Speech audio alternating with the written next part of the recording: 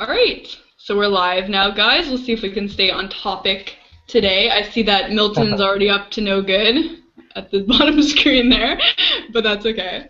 Anyways, guys, so I want to talk about depression today because that's been requested to, because, we talk about anxiety a lot, so I want to talk about depression a little bit. Have you guys been in a depressed mood at all this winter? Like, how have you guys been in terms of your mood, starting with Anya? Oh, starting with me. Yeah, why not? Ooh, yeah. Okay. Oh, I was not very well. I was just like, I don't know. I think in the beginning of spring, I think in the beginning of March, I was very depressed. I don't really know why, but it just happens, I think in the beginning of spring, it always happens to me. And then it lasted for like maybe a week or 2 weeks or so. I was just in a really low mood. And then I was just trying to work on myself and trying to keep it positive, like think positive and stuff like that. So I feel much better now, actually. Good. So a little bit of a seasonal thing or something, right? I don't know what the weather's like for you. I think it is like seasonal. I would just really say it's seasonal, but that was kind of weird, because it just felt like I didn't really want to do anything and stuff like that. Right. Yeah. No, I can definitely relate to that. What about you, Steve? How have you been depressed lately? Have you been good? How's your mood been? A little bit. Like last week. Just like it happens once in a great while for me. But my depression's linked with boredom. So if I don't think enough, then like my theory is since we think a lot inside, it creates a steady chemical flow. But as soon as you stop thinking and get bored, your chemical flow changes. So that's when I'll get depressed. And the only way to really get over it is to either wait it out, start thinking a lot again, or in my case, I'll try to hurry up and go talk a lot, and then be like positive and virtually like absorb people's energy or something. Like just start talking and laughing. You're like almost like not like an extrovert would do. Just kind of like talk a lot, and it usually helps for a while. Yeah, it does help. Cool. And Elliot, how about you? Do you feel like sharing today how your mood's been?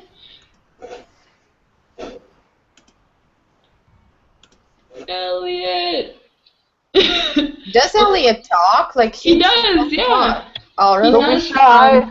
Depends. He could be also away from the computer. You know what happens. Milton's up to his own business there. So what about you, Steph? Well, I've these past 2 days, I've been feeling kind of down, kind of low. Sorry to hear that. Do you know what might have triggered it? I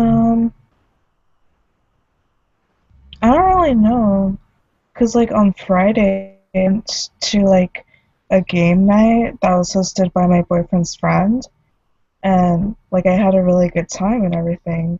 But then the next day I started to feel low and stuff. It does happen.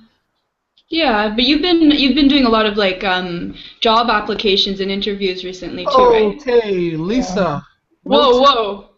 You see what Milton is broadcasting? Is it MGTOW? No, it's a girl menstruating and mixing it in a pot with spaghetti and shit. Oh my God. Milton, you're out, buddy. I warned you. Oh, I don't even want to know. Okay, you're out. Sorry, Milton, you know what you did. Thank you for sharing that link. Oh, I had something to add. Does anyone else feel this as well? This happens to me almost on a daily basis. Say you're driving to work, right? I can literally feel my energy weakening as I get closer to the job. I feel like depression swaying me as I get closer. Almost sick feeling, disgusting fatigue, weakening feeling as I get closer and closer to my job. And then I have to I always feel like shit for 2 hours at my job because I don't know, the first 2 hours I feel horrible, and then or just not into it. And then, but I could literally feel the drain as I get closer and closer to the job. And then, like, eventually I just turn it around while I'm there. But, like, it seems to happen on a daily basis. I don't know why. Yeah. I mean, that's common, I think. I think some people, it's just like you get used to a routine, and sometimes you don't feel like always sticking to the same routine because it can feel like, the same thing over and over again. Maybe that's part of it, right? The mundane, that kind of feeling.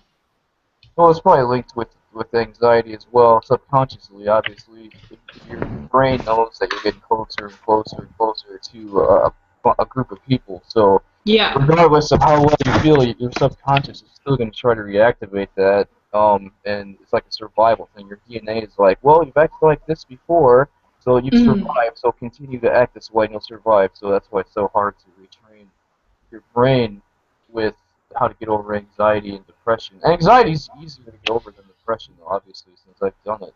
But depression seems to be difficult. Yeah. To get over.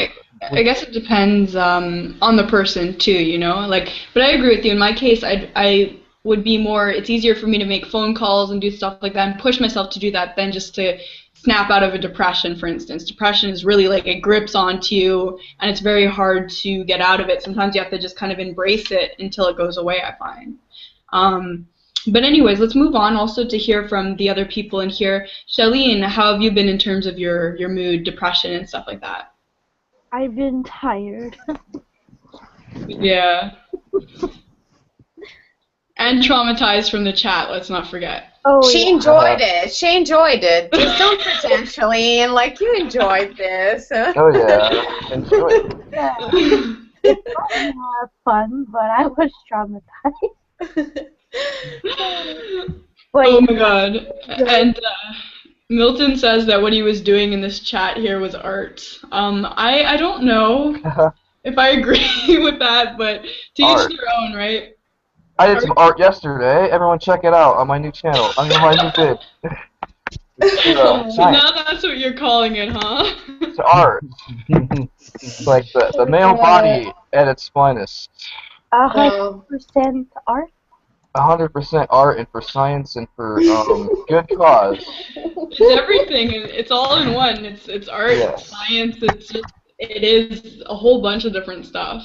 But Shailene, have you been doing okay? I mean, tired, but have you been feeling happy or so-so? Like, how's your mood otherwise? Sometimes so-so, but I try to stay positive because we have to. Yay. It's good. Go, girl. You go, girl. And Link/Wicked Wolf, who's in here. How about you, man? How's your mood been? Thank you for calling me out, Lisa. Is it your secret alias with the exact same profile picture? What a surprise. Okay. You're terrible. I know. Well, let's see, depression. It's funny because, like, I woke up this morning and I felt really depressed, honestly. Oh. Yeah. In fact, I woke up and I was like, yes, I slept past Lisa's hangout. And then I look at the clock like, oh. Oh, you didn't want to join today? Were you feeling like isolating yourself? Is that why?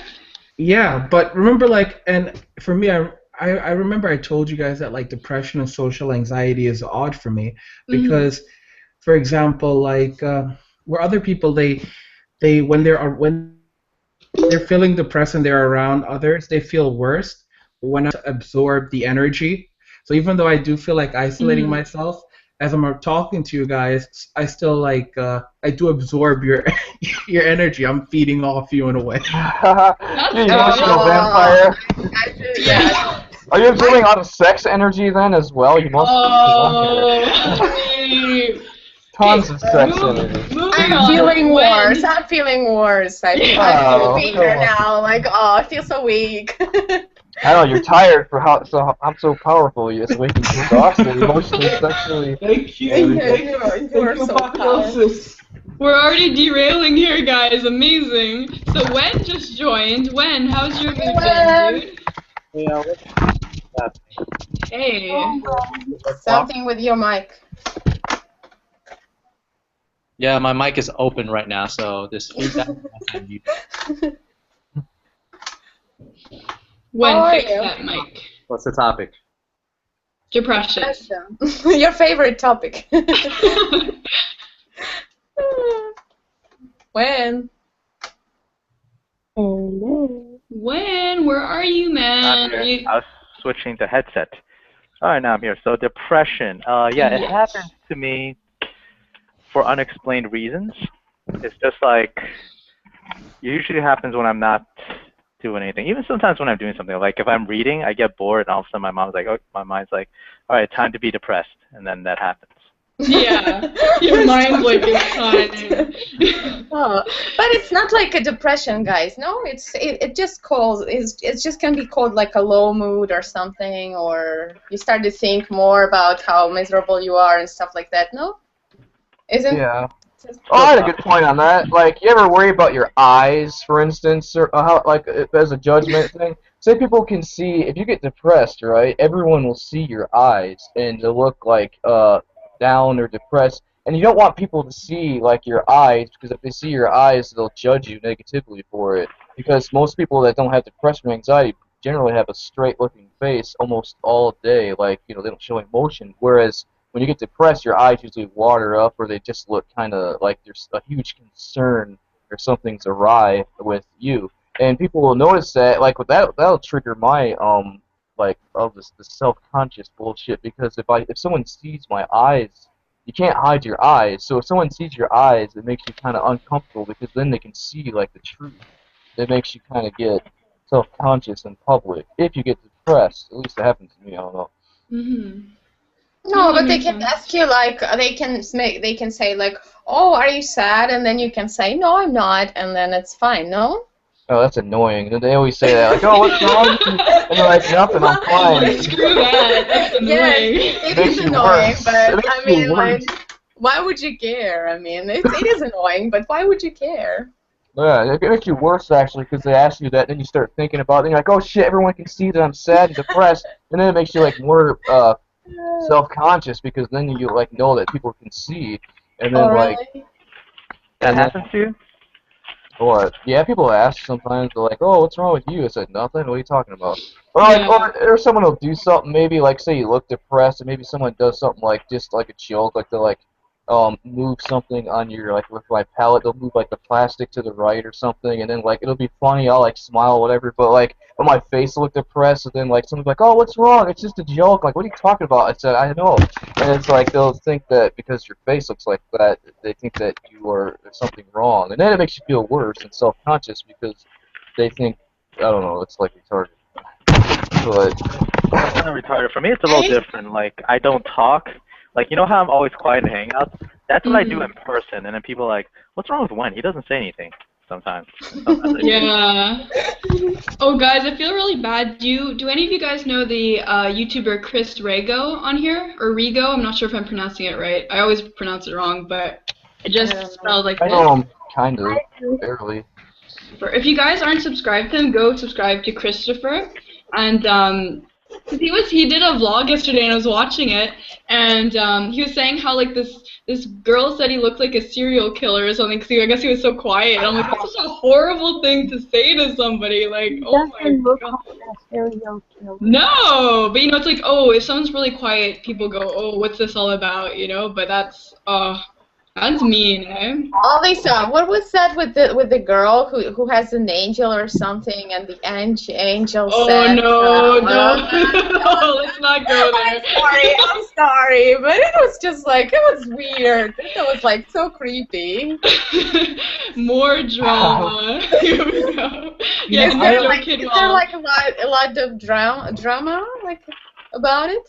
No, it's gone now. But I mean, I'm just saying, there's always drama on my channel. There's always something. There's either Psycho Lisa parading around, or Lisa Onyx, or I don't even know. I can't keep track of all my separate, like, fake accounts that are going on here. So.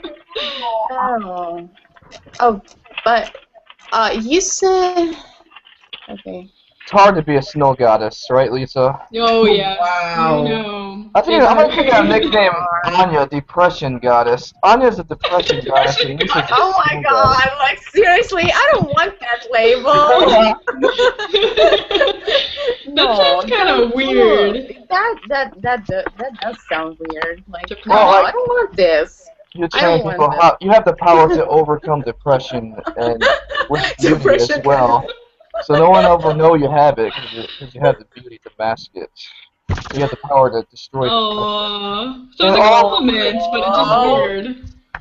Yeah, it does sound weird, Steve. It's like I'm very depressed. No, you're good, Anya. Depression, guys. It's So funny depression's name. beautiful. Mm. Oh, Steve. Okay, guys, let's move on Yes, here. let's move on. I'll just share myself too. For me, it was the beginning of February. I had a really bad depressive slump for about 2 or 3 weeks, I'm gonna say. And I was just not taking my supplements. It's like, you know, when things go to hell, they go completely to hell. So you're just kind of reinforcing everything. You're not working out. You're not taking your supplements. I was just letting myself fall into this hole, and I got extremely numb, which for me is a big red flag. Because I want to talk a little bit about that because depression in itself is bad enough, but depending on your level of depression, it can be really crippling. Like if you have despair, so that means when you lose basically all hope, you're just numb, or you're just, you're almost suicidal. Like, do you guys go through depression that bad, or does it vary for you guys? Yeah, I had an incident happen at work once, but it really affects your chest. It makes your head feel really fucking shitty. I went to what do you call it? I think it was Group 4 or something, and it makes me uncomfortable because I never work over there hardly. But plus I know most of the people in there don't really like me too much, so it's kind of hard to walk in. I didn't really make, but obviously you can remain neutral and positive. It's hard to explain. I was comfortable there, but at the same time I didn't like to be there, and because I knew everyone there didn't like me, had a low opinion of me and such. Because I'm never over there, and they're kind of like jailhouse looking people and shit, so I don't really like that type of crowd anyways. But anyways, the point here is, my face, you can see it in my face, so I took the whole night as a failed test because I was letting it affect me. I was calm the whole time with the neutral and the positive, but at the same time I was thinking, well, I'm not passing this test because it's affecting me, how I'm looking depressed and I don't want to be over here. And you can beat yourself up for shit like that, and it's hard to explain though. And then I just felt excluded or something from that area, and my chest, I had it so deep that my chest was really hurting for the rest of the night. And even when I was driving, my head was feeling so fucked up, it was really how you say a headache almost, but really just low, when I was driving or something. Then I brought myself back up. And shit. But I just took it too far. I was thinking I failed the test or whatever, and I took it too much to heart or whatever. But that's pretty much it. Yeah. Wen, did you want to share too? I was gonna say I was gonna be right back. I need to send a letter out for $1. What? I'd buy that for $1. It's so confused. I'm like, wait, are you selling are you sending $1 out to someone, or are you spending $1 to send a letter? I don't understand. The story's kind of funny. You see, my transit system thinks I need to pay them $1 in taxes, and they want a check. So now I have to send out this letter, which will probably total to more than $1, so they can get their $1. Cool story, bro. Yeah, very informative. I've learned so much. They felt the need to collect on that for some reason. Okay, I'll be right back. All right, man. Okay. So, we also have a new member here. Oh, do you want to share anything with us? Do you want to talk today? What's up? Oh. Who's O? That's you, O. Let's hear the story of O. Let's The story of O. Story. The Does story that take of O. your O face? Yeah, I was gonna say we're talking about Harry Met Sally. Yeah, there you go. Go on, give us your best impression. Oh, I can't do it. You do it. But I can't Why not? because I'm asexual right now. Okay. Yeah. Oh, man. No comment. That's right, no comment. No comment. No comment. And I'm super sexual at all times. We know it. Oh yeah, you know it. That's why you made this video. Don't forget it. I can turn it on and off. I did that video on purpose, Vivi. Did you not? Yeah. Did I do that video on purpose? What was my motivation behind that video? Good cause. It's called your purpose. Good cause. Good cause. To share my sexualness with the world. Yeah. Is that a word? Probably not. Sexualness. Sexuality? Sexuality was the word. I've never heard that word before, but that's okay. Okay, O wants to say something because he says there's another train going by. Well, He lives at a train station, so. No, like a block away is where the train track is, and it's just all day long, back and forth. And if I don't mute it, you guys will hear. That's what my computer sounds like all the time, and there's no trains here, so don't worry about it, man. It's just my computer. You may have to like open it up and like dust it out. Yeah, at least his computer's terrible. At least his computer sucks balls. You know what? Next time, I'm gonna use Costa's computer because he just got a new PC that will not probably make this noise. So I'm gonna use it next time, and then we'll see what happens. How's that sound? Maintain the one you have. Yeah. Nah, I want it to die. I want everything I own to die and fall apart. Look at that entropy. Yeah. That's right. Okay, Psycho Lisa's freaking me out again in the chat, but that's okay. So guys, Who's that? Who's that? Psycho Lisa. What? Not you. Not me. I'm not that bad. This person is gross. I'm talking about Psycho Lisa. Shut up. It's not the person, I think. It's I don't know who it is. Watch it not even be a girl. It's probably not even a girl. I hope it's a girl. It's not a girl. It's It's not. not a girl. Here you are. Stop roasting. They took a picture of me looking insane in a video, which isn't hard to find, and then they wrote like, "I want to castrate all men." Oh my God, that's hot. Lisa, why do you want to castrate all men, Lisa? Yes, Lisa. I know. Okay, it's actually my real account. This Lisa Emerald's my trolling account, so I apologize, guys, for deceiving you this whole time. But... I'll be first in line. Lisa, you can do it to me first. I knew you were castrated. Oh God! Castrate him? Don't play. He already has his balls out. No, honestly, I used to kick him though. No castration allowed. You can kick him though. It's true though. It's pretty easy access, Steve, since you have them just out all the time. So. I don't know, just hang in there waiting and the kick from Lisa. Lisa's like the snow goddess. She's like, get on your knees right now. Kick, boom. There you go. Lisa, we're supposed to stay on topic. Oh yes. Oh yes. Okay, guys. Oh yeah. What was Bossy. She's bossy. Shalene is bossy Shalene's today. good. We need this. You guys saw what happened to Milton. He's out of here. He was showing like menstruation videos. That's And good. that's not going to happen on my channel, okay? Steve, just a suggestion. You should start your own hangouts where anything goes. I think it would be a big hit. Oh yeah. Oh, that reminds me. I should mention on Facebook, I just started a new group called True Sex Addicts. Anyone is welcome to join. Called True Sex Addicts. I have like 8 members so far. It's just where anyone can come in and talk about everything sexually with no judgment. Is Also, Turkman a member? I invited him, or actually I don't know his Facebook. I need to invite him now that you mention it. Yeah. And I joined another group, actually just another, I made my own, but I joined one with like 90 members. Like an awesome way to meet like awesome girls. And $2.99 a minute. Yes, that's a great idea. I should charge that. I'm good with gold too. Guys, off topic. Okay, we're gonna try. Oh, Athena's in. This is the first time Athena. Athena's What a in. cool name. Goddess of wisdom and warfare. Yeah.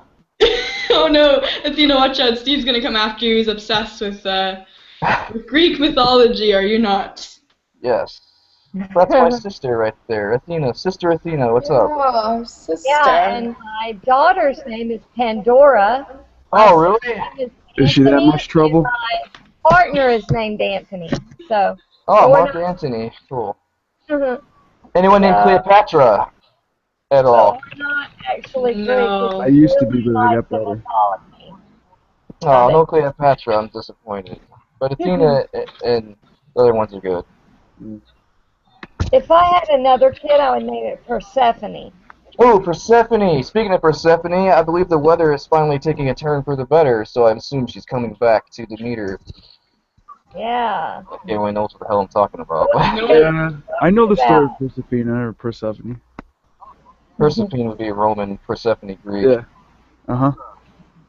It's a good way to explain well, I mean, it's not entirely accurate. It was only used to explain the seasons and such. Whether it actually happened or not, who really knows? But I mean, I mean, because the seasons were around long before that incident ever occurred, I probably just think that whatever, just to explain the seasons or whatever. All right, So guys. Yeah. That's why you should just tell demigoddesses to stop eating pomegranates. Pomegranate. Oh, you'll be stuck there for half a year. You'll be stuck in Lisa's hangout for half a year if you do that. Okay, so Lisa, you wanna get us back on topic? Yes, let's do this. Sorry, guys, I gotta work on my assertiveness here. So we're talking about depression today. A lot of people have shared. I know that you're always new to my hangout, and so is Athena. So if you guys want to share anything about if you go through depression, anything like that, I know you two don't usually come to these hangouts, so it's up to you if you want to share or not. Well, I am bipolar, dissociative identity disorder, and PTSD. Oh boy.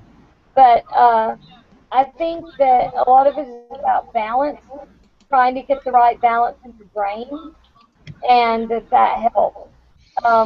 I've been functional now for about 8 or 9 years, and I just have a regimen, and I also do exercise, yoga, different kinds of things that help. You would be surprised how much yoga can help your mental state. Yeah, that's very true. Let the son of Zeus explain how that happens. So you have like the identity thing, right? It's probably because like there's something, a lot of bad things happened with your true self, so you wanted to change that into something else. So place a new identity on yourself and build only positive and good things, and then you kind of stick with that identity versus and fuck the old identity. Right, because I had an abusive brother, and he was not overly abusive, but he thought it was going to be like Red Dawn, World War II, and so he, you know, the scene in Terminator 2 where she's like doing the pull-ups. Yep. That was my childhood. Like, oh man.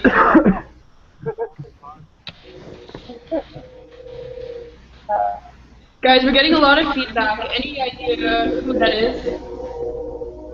I hear like a train in the background. What the heck? Literally. Hold on, I gotta mute it. Lord and Master, you are too noisy right now. There we go. He wants me to call him Lord and Master and not O, so just following orders, you know? Anyway. Oh, man. But thanks for sharing that, Athena, and I agree about the whole yoga thing because it really helps you with mindfulness and living in the moment and really focusing in on, you know, understanding where you are in your current state. I feel it's good for people with depression, anxiety, just to calm down and take a moment, you know? Yoga sounds fun. I like yoga. I don't think I can handle it if a bunch of girls are in there. I don't know. Like, too much bending over and everything, so I'd be like, off top. The girl's like, can you feel it? The girl's like, the master or the instructor girl like, can you guys, because everyone in this room feel the energy. Can you all feel something right now? Like, yeah, I feel something growing. They're like, Are you supposed to look inside of yourself, Steve? Oh, well, that's kind of inside. You know? Whoa. That's a good point, Anya. you're not supposed to be contemplating your neighbor's navel. You're supposed to be contemplating your own navel. But you're like all feeling the energy, so what's the difference? I'm just sharing the energy. Stick it out a little more and share it. It's easier to share when it's stuck out a little more.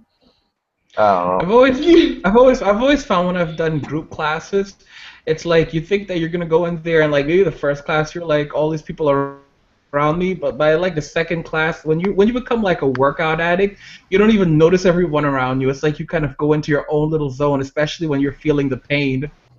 Yeah, it's true. It's really true. Actually, I had more fun just wearing those tight suits. I'll be like, my big balls would be popping out the suits and shit. Be like, all right, ladies, I'm here. And I just had fun wearing those tight spandex suits. I always want to try those on. My best like shining moment was when I was in a spinning class. So I was just cycling on the bike really fast.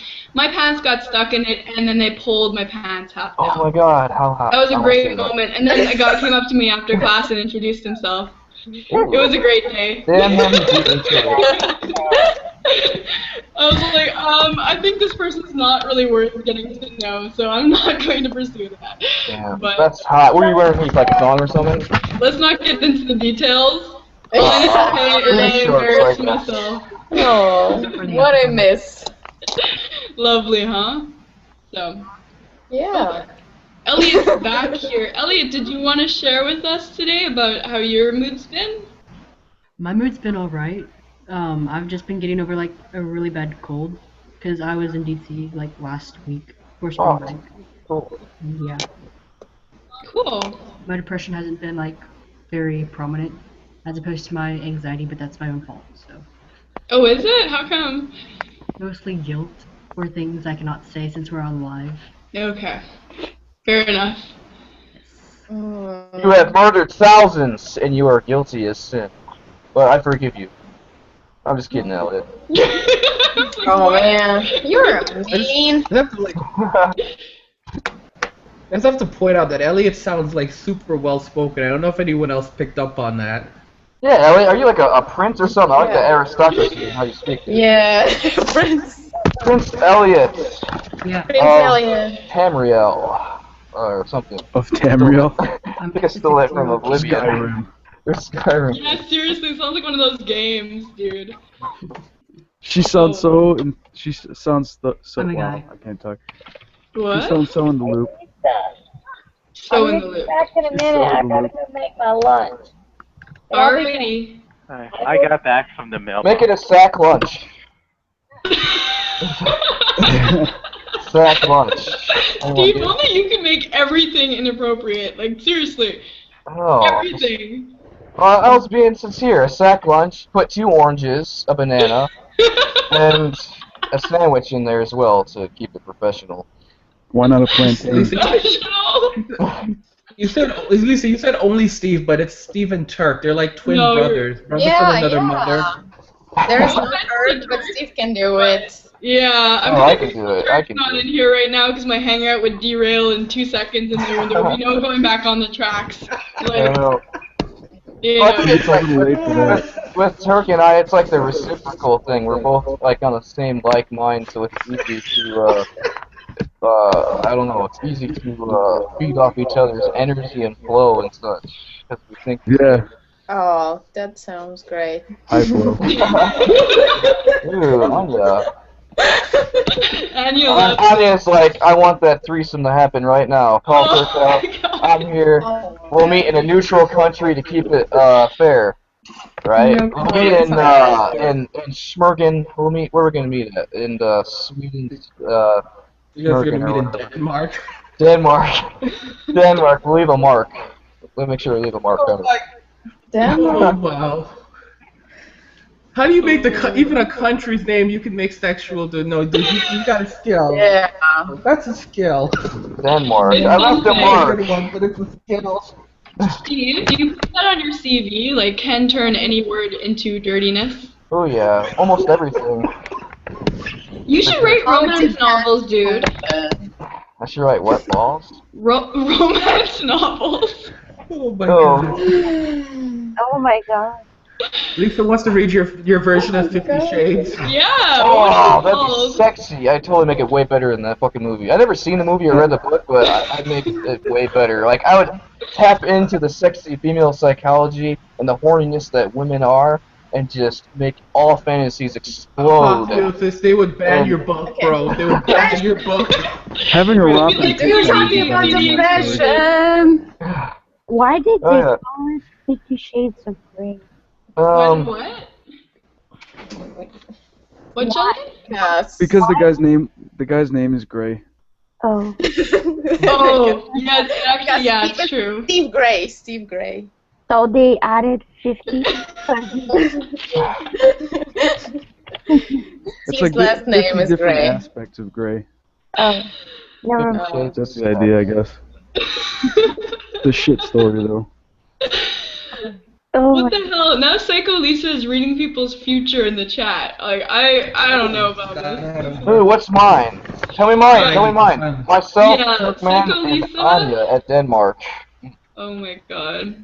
What is it like with Denmark? I don't really understand. I'm not from Denmark. Well, actually, Denmark is where Beowulf. Denmark was where Beowulf was from. They throw all kinds of what do you call those parties?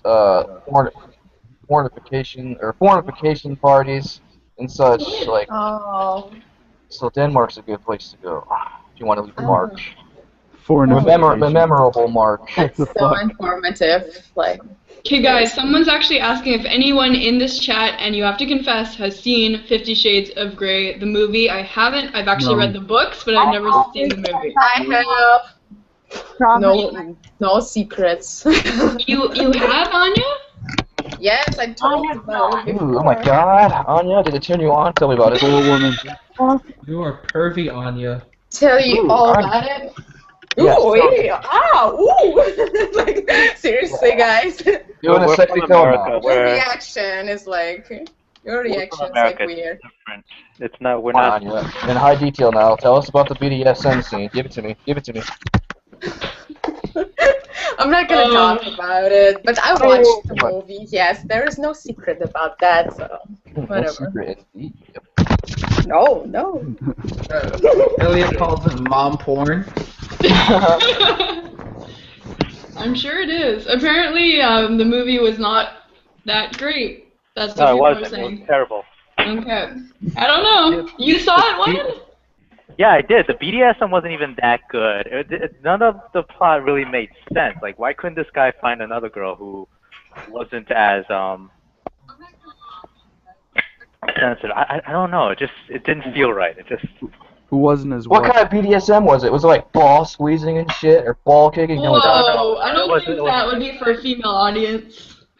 No, it was really like if they were light hitting and just giving commands. It wasn't really anything. Some whipping in the ass. Slap. Yeah, I mean, I don't think he left any permanent marks or even lasting marks. It was just Elliot. I like what Elliot wrote. That's so funny. That's actually amazing. It's so unrealistic. The girl actually got a job after college. So fake. That is true, Elliot. Well said. Oh, that's funny, guys. Anyways, I don't know. I read the books. What? Well, you're an exception, Wen, to everything. Sorry. That's okay, man. So guys, I don't know about you, but just moving on a little bit, because I don't want to think about 50 Shades, it's kind of gross. I read the books because I'm like, whatever, imagination, and then I'm like, I'm not going to see the movie. I don't want to sit there with a bunch of, like, people in heat in the movie theater. That's gross. So. Oh my god. Popcorn with a hole in the bottom of it. Like, here, girl, reach for some popcorn. Okay, Oh my god! She's like, ooh, what's that? I saw cucumbers and stuff in like pictures of the movie theater. Like, this is the aftermath of 50 Shades of Grey, and you just see like dildos. Oh god! There's like a picture I used on my true sex addict thing. I used dildo cupcake picture as my home page. Ew. Like, it's like dildos with cupcakes with dildo shape on the top, so it's appropriate. But guys, like in all seriousness, if I was a MGTOW, I'd be standing outside that theater waiting for the women to come out. They'd all be like, "Oh hey," you know. They're all like wet as October probably for that. They're all nice and primed and ready I to go. guarantee the sex rate for that weekend was like 3 times as high because of that movie. All the girls after that movie totally wanted sex. But Who you have wants to a stand mustache outside ride? in a suit.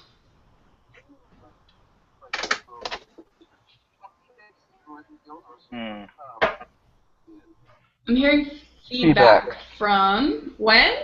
No, it's not me. I'm sure of it. I think that's Is it O, from maybe. Davey? His name's No. Davey, guys. Apparently. No. So. Oh, is that No? you?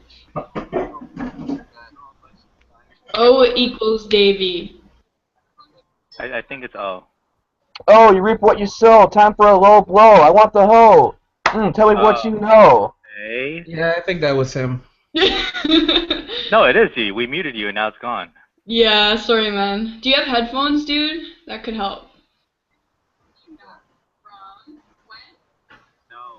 No, it's not him. Oh, you were mistaken. Is it Athena? I'm listening. I hear an echo. No, I hear it. I hear an Oh, we echo hear now. an echo. So that's why we're confused. Is it? I don't think it's me, but I'll mute myself to see. It's like a little game right now. Yeah. Oh, The I best game. sent the private message wrong. Oops. Can I delete those? No, I can't. And then you just announced it to the world. Oh well. I think we're okay now. Let's continue. Yes, let's continue, guys.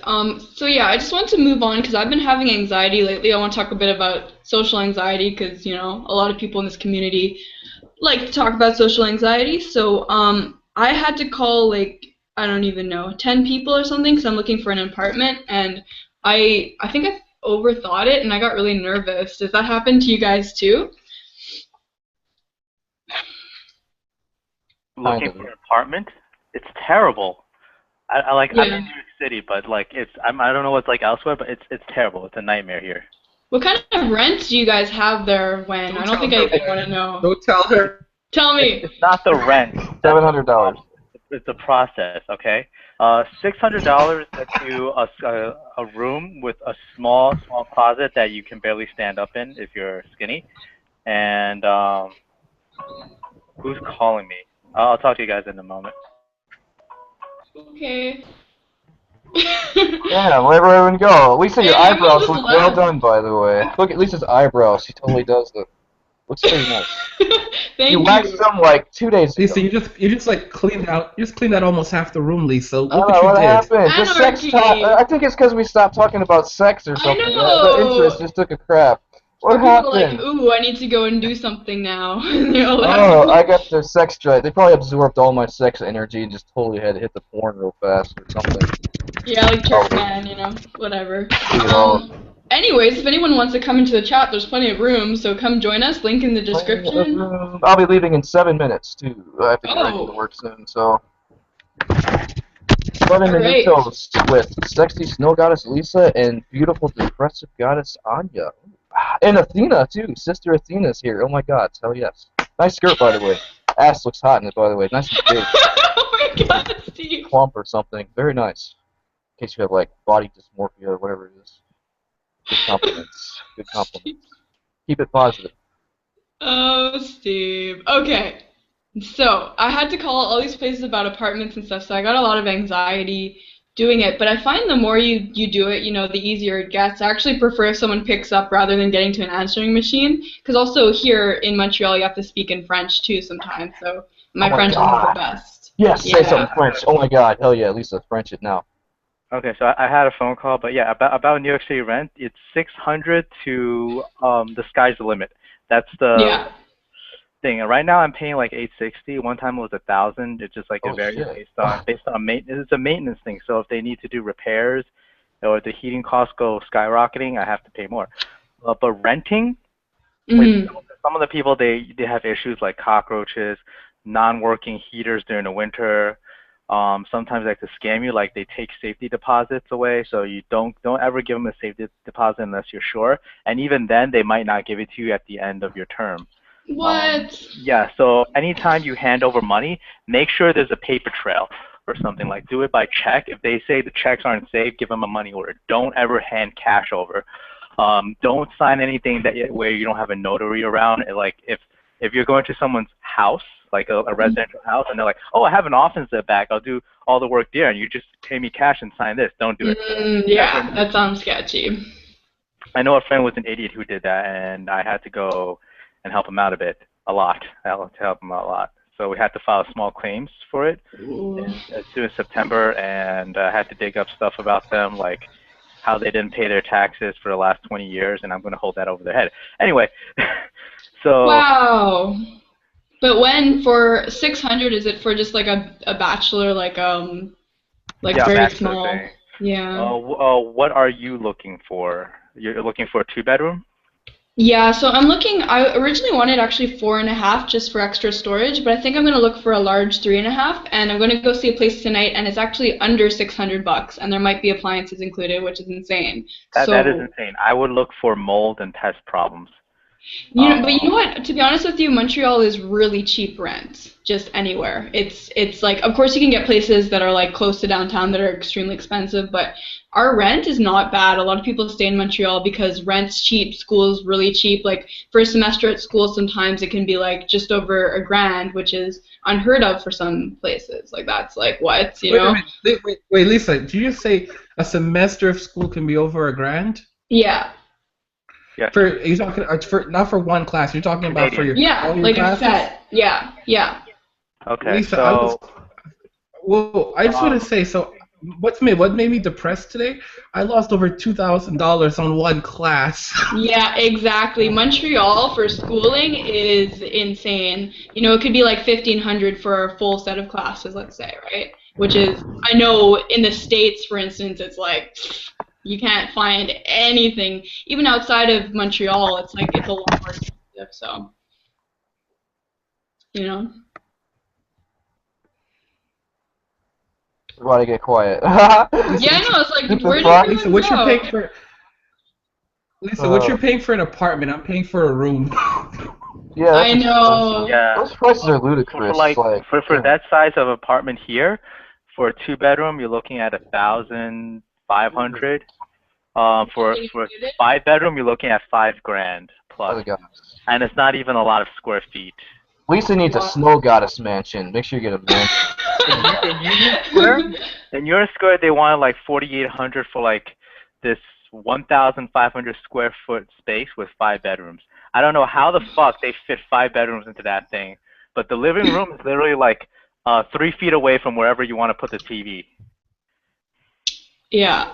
See, that's insane. And that's the thing, it's like here, I'm really looking for something that's less than 700 all in, not all in, but I mean just the rent, because then you have to think about, because here you have to pay for hydro, that's like our electricity and everything, and the internet, of course, and blah, blah, blah. So really you're adding another $100, because hydro here is expensive since Montreal's so damn cold. You're paying a lot for heating in the winter. You can do like a fixed rate, or you can just pay whatever it is in the winter and pay less in the summer, but it's better to do a fixed rate, I think. My brother once paid over like $200 for just like the electricity and stuff. It's insane.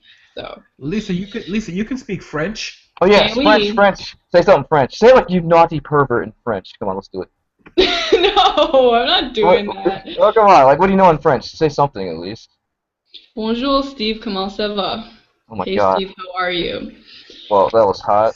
Damn. So is everyone bilingual in Montreal? Yes, but the problem is the place I want to move to, it's a pretty cheap area, but it's mainly French. So that's going to be a factor. So you kind of have to communicate in French, but it's not a big deal. I can get around with it. I don't use it in my daily life that much, so, you know. Use it more, please. Holy shit, that's hot. Oh my God. Speaking of which, I have to go. Alright, awesome hangout, everyone. Good to see Lisa and Anya and Link and Elliot and Athena, sister Athena, and who did I miss? Wen. Alright, cool. Everyone have a great day. You too, man. Later. Yeah, so I'm going to be looking around tonight because the place is, I think it's $575, but you get appliances too, which is so cheap. Even in Montreal, that's cheap, you know, so that would be good since I feel like I've had a lot of anxiety, to be honest with you guys, lately, because it's been a lot of transition, because I'll be moving out this summer. It's for July 1st, you know, regular moving season, and then I'll be looking for another job probably. I'll be finished my degree. It's going to be like a lot of stuff all at once, you know, so a lot of big steps. Is anyone here alive? Yes. That sounds awesome. Cool. Thank you, Athena. I appreciate it. And where do you live, Athena? I live in North Carolina in the mountains. Cool. Lots of waterfalls. That must be awesome, actually. Waterfalls. I wonder how like people used to live in cold areas without heating. I don't even know. To be honest with you, since heating is expensive here, a lot of people just put plastic over the windows in the winter to really insulate because it really works well, and that way you're paying a lot less for heating, so you don't have to blast the heating all the time, you know? Yeah. Where's the thing? Yeah, that's the way it is around here, that basically you block everything off and your body heat. It's amazing how much heat you can get from body heat. Yeah. If you block off all the entrances and whatever, then you don't get as much cold. There is a whole big feedback going on here. I don't know if it's either, it has to be either me, Athena, Wen, or I think it's actually... My mic was muted on my end the whole time just then, so that it could not have been me. I think it's Wicked Wolf. Maybe. You think it's Wicked Wolf? It's There's like no noise on my end. You sure? Yeah. Okay. Okay. So anyway. Yeah. It's cold where I am, but I need the windows open sometimes just for air circulation. So I leave my bathroom window open all the time. Mm-hmm. And I have a space heater. Also, I drink hot coffee and hot tea. So, yeah, anything that will help. Yeah, I mean, it's heating. Like, why live there? What did people used to do up in Canada before heat? Like, die? Just igloos. Oh, yeah, actually, igloos are pretty cool. They keep heat in pretty well. Yeah, a lot of people think that all Montrealers live in igloos and stuff. It's amazing. No, you're thinking about Alaska. No, but some people actually think that. Like, you can trick people into that. You go to the States, you tell someone, I live in Canada and I live in an igloo in Montreal, and they're like, oh, really?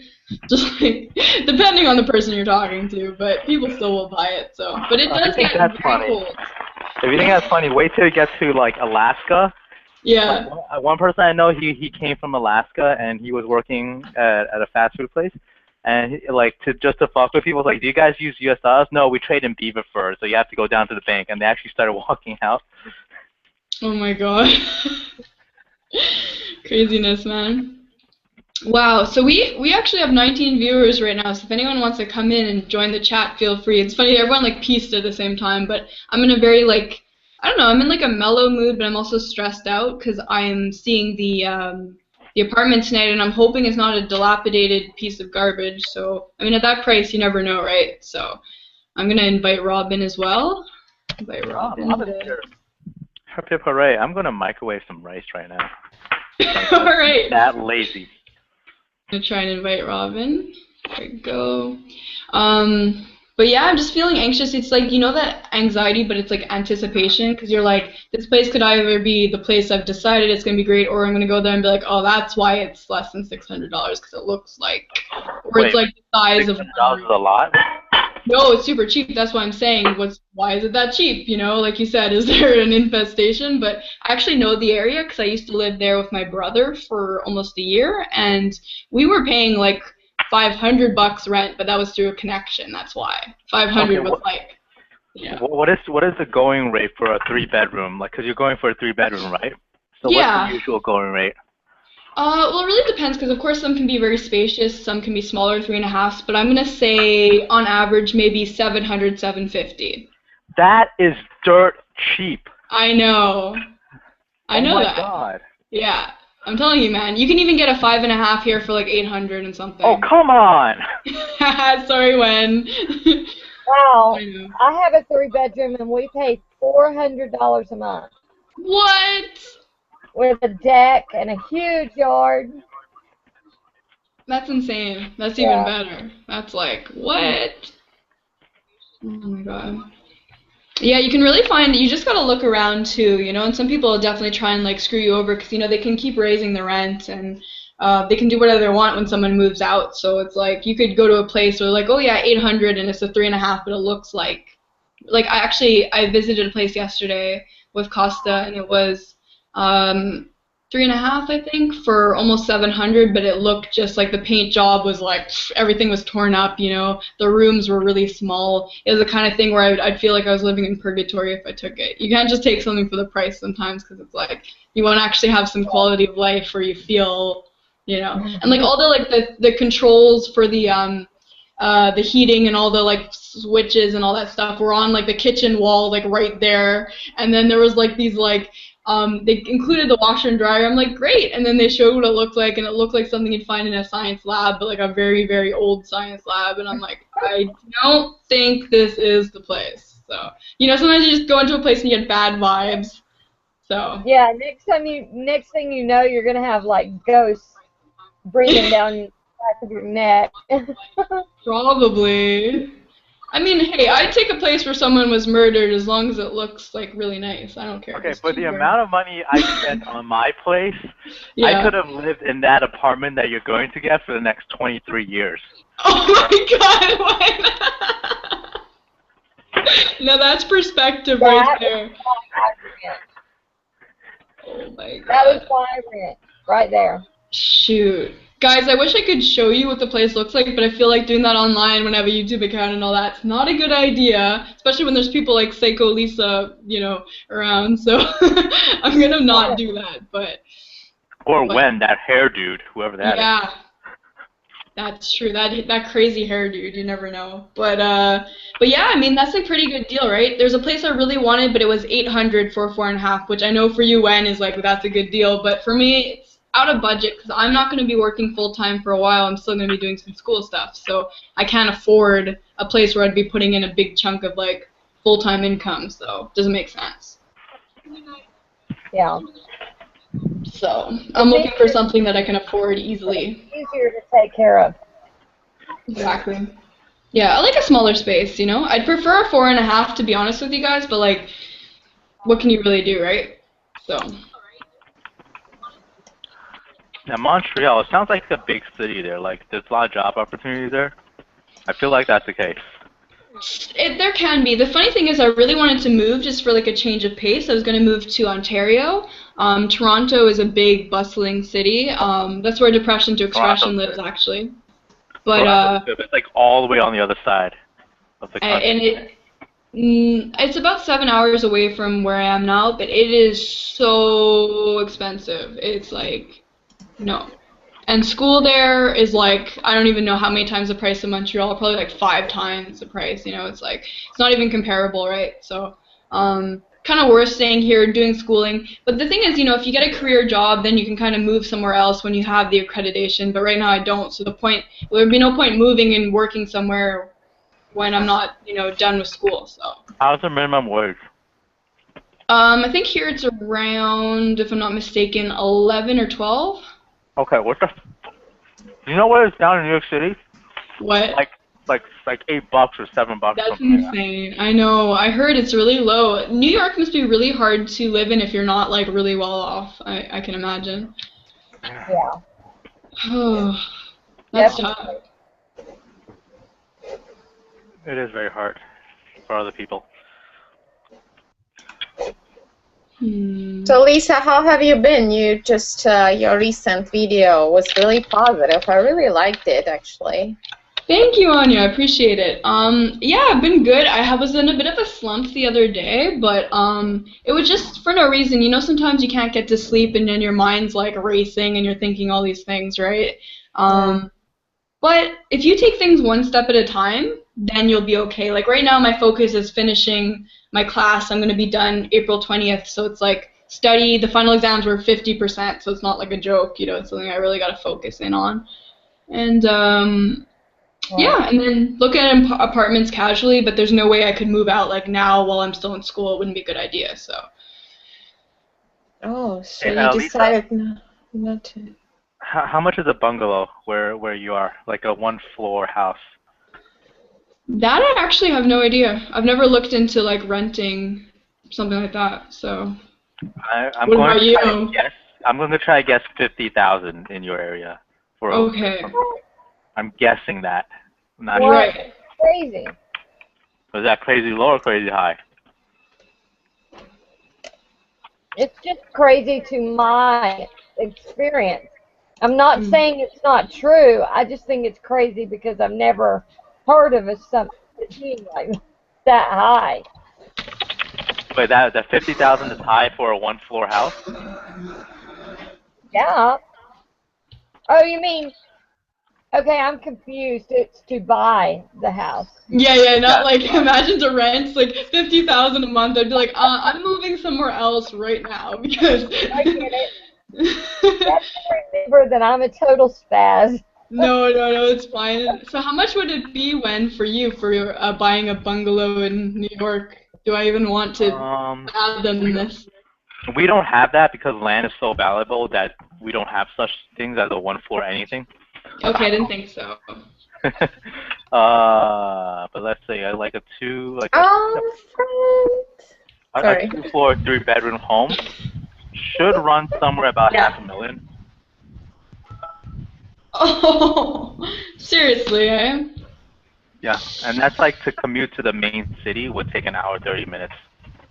That's like out of the main area. That's insane. If you want to be in Manhattan, a 3-bedroom apartment that is like a condominium would run you about $2 to $5 million. So. Oh, there's like a big breath. Yeah, it's like what's that? Man, but that is expensive. That's the thing. I know Montreal. It's definitely like we have an advantage here, so that's why I'm really trying to stay here and like. Make the best out of it. Food's cheap too. You can get like a lot of, a couple big bags of produce and stuff for like $20. Like it's really not. Nothing in Montreal is really that expensive, but the jobs are a bit difficult since a lot of foreign students come here too because they know it's cheap. So you get a lot of specialized people coming here and taking all the specialized jobs, right? Because they have that work ethic, That's the problem. I feel like saying something kind of racist. Go for it. No, I'll do it off air. Okay, you're gonna have to wait a little bit then. Keep that in mind. But yeah, let's see. Hugh's in here, man. How are you doing? How's your mood, Hugh? Okay, I'll say it's a very conservative thing to say, Lisa. I see. That's me paraphrasing what I was going to say. Okay, paraphrasing is always good. So Hugh, are you there, man? Hey, what's up? Not much. Alright. Okay. Can you guys hear me properly? Yeah. Oh, by the way, Hugh, Lisa does not want you in Montreal to take her job. She does not want that. That's right. Damn it. Stay right where you are. Yep. My job. No, wait. Sorry, I didn't catch that. What did you just say? Well, he told you to stay put. Don't come to Montreal. You don't have to stay put. Come to New York. It's awesome here. Okay, cool. Whatever, man. Okay, so how are you doing, Hugh? Yeah. How are you? Tell us. I'm crazy. As usual. I'm like happy one time. I'm like sad the other time. Yeah, I think you're moving your microphone I'm a like angry. lot. Hearing a lot of feedback from someone's mic. I don't hear it. He just breathes. I think it's Wen breathing. Sorry, I was just running about. I was probably breathing a lot.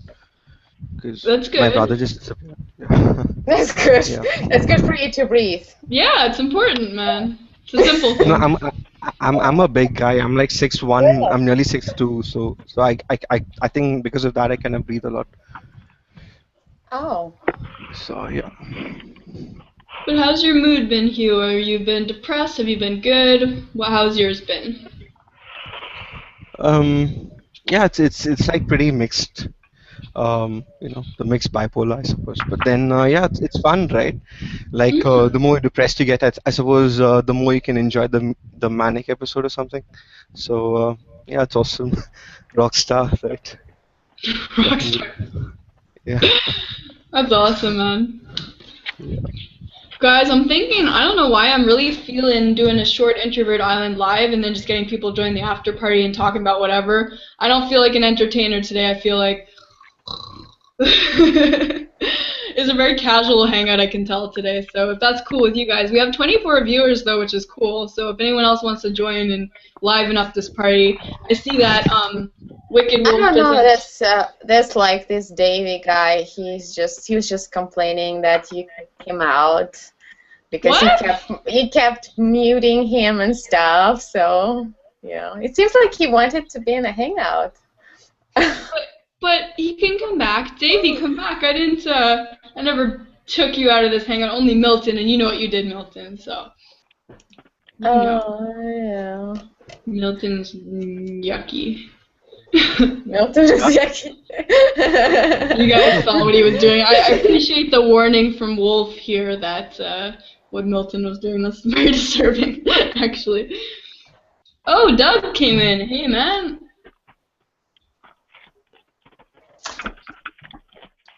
Oh. Hello.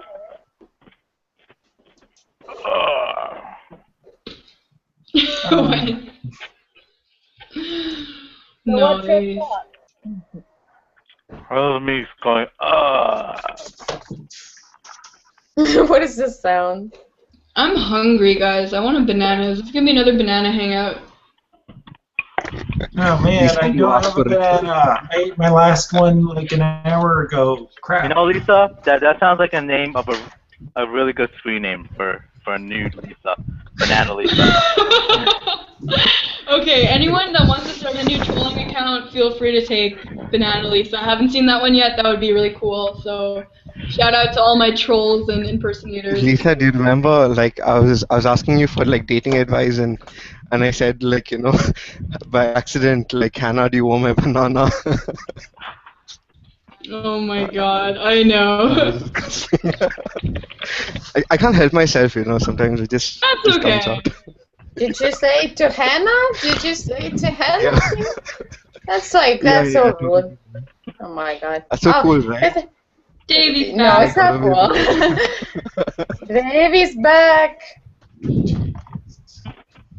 We won't mute you this time. Sorry about that, man. I don't even know whose the feedback was, but it seems to be okay right now, so. Right? Okay. Well, what just happened there? Don't pull a muscle. Glenn just hurled. I was thinking of a very light garbage can. Oh, man. Mic check. How's my volume and stuff? Good. Excellent. Yes. Carry on. Cool, man. Yeah, I'm hungry. Okay. Actually, I came on because you guys were talking about rent in Calgary because of the oil boom and everything. The rent just in downtown is like between $2,000 and $2,500, and that's like a one-bedroom nothing. For a three-bedroom, for a three-bedroom, it's insane. We're talking like $3,000. So when you say you can get something for like $600, I'm like, I'm so jealous. Come move here, Doug. Sorry?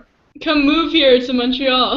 Well, I can't. I'm Albertan, so of course I hate everyone from Quebec. No offense intended. I mean, I was born in the time of Trudeau and the National Energy Program, where all Albertans were taught to hate all Easterners. And do you remember Ralph Klein, Bums and Scums of the East? Oh boy. Like, are you old enough to remember that? Or I'm not, but I get the effect. Yeah, like they try to inflict French upon us, and you know, Petro-Canada, Pierre Elliott Trudeau rips off Canada. That was the acronym. You don't remember any of this. Anyways, I was raised to hate Quebec, so I mean that's not going to happen. But it's not fair. $2,500, $600. When you talk schooling, it's like $4,000 or $5,000, and you're talking like $1,000 for like the entire course. Oh, and the worst thing is people here. Students were like rioting and protesting because they raised it by like a few $100s just to be on par with other provinces. And I'm like, guys, seriously? Like, we had all these horrible people like protesting and doing like Nazi salutes and crazy stuff and like throwing like gas, like I don't even know, gas bombs. Molotov cocktails. Insanity, yeah. And yet you guys are paying like, I know, nothing. 25% of what at least my province is paying. It's insane, and you're mad at that? That's I just I'm not. well, obviously a lot of people were because you guys were out there protesting it and stuff. Yeah, but this is the whole blanket generalization problem, because for me I was like, it's about time that we actually match up to other places. I didn't care. I'm like, this will probably be better if we're actually closer. And then a bunch of people went and made fools out of themselves. It's just like that group think. They all kind of went together and they said, it's a great idea to go all protest together and cause a riot and, just this upheaval, right? So they did that, and insanity, so. Well, actually, I do know. Being from, like I say, Alberta, all we ever hear about is whiny people from Quebec. And it just goes to prove it. It's like $600. Oh, my God, the rent. I could live, like, so much better than I am now if that was the case here. So it's like unbelievable. I'm just but you're probably failing to recognize the fact that they probably don't get paid as much there. Like, don't you guys get good wages where you live, Doug? Between 35,000 and 60,000 is the base average. My sister's making 110,000. Wow. She works for the city. Any tradesperson is a little bit more than 100,000. Mm-hmm. Because what? I see a lot of people going out to work in, like, where you're working, and then coming back to Montreal and living there, which is very, like, time-consuming going back and forth, but they're making a lot of money there, and then coming back to pay our cheap rents, right, Yeah, actually, I do. We get a lot of people from the Maritimes, from the Atlantic provinces doing that. There's like a big story about 6 guys living in a 2-bedroom apartment that was sending all their money back to their wives and buying houses and stuff out in the provinces, Atlantic provinces there. That was kind of cool. I don't know, what are the wages like in Quebec? Like, for a very basic, the people who are working like menial type service jobs, they're not making a lot of money. They're making like $10-13 an hour. Yeah, that's minimum. So about 26, yeah. Mm-hmm. So about 26,000 to 30,000 a year. Is that the way it is in Quebec? Or? Yeah, I would say so. But see, that's the thing, because people go, oh, rent's cheap here, or oh, wages like this. Everything is in some sort of balance where either you're getting a lot more higher wages, or something like something's more expensive. There's always give and take. The food's more expensive here, this, that. I mean, some places are, of course, just more expensive to live in general, and you don't get paid as much. But a lot of things are give and take, right? I mean, in Quebec, it's hard to find a job because it's very oversaturated with professionals coming in for the cheaper living, So if you live in Montreal and you're very, very driven, then you'll be okay. If you're not, and you struggle with depression like me and you're in school for a long time, that's when the trouble comes. So. But if you are making $25,000-$30,000 and you're only paying $600 in rent, you can make it. You're fine. But if you're in Calgary, you're on the street. You're homeless. You're living in the homeless, the mission shelters and stuff. Yeah. And you're working full time just to make ends meet. That's not right. And I get into a lot of arguments because I'm a socialist. And there's nothing but capitalists here. So you're a socialist. You're a socialist, Doug? I'm an anarchist, actually, but I'm not going to mince words. We're like arch enemies. Guys. But no, it sucks. You're working full time. You can't afford to date. You can't afford to have a life.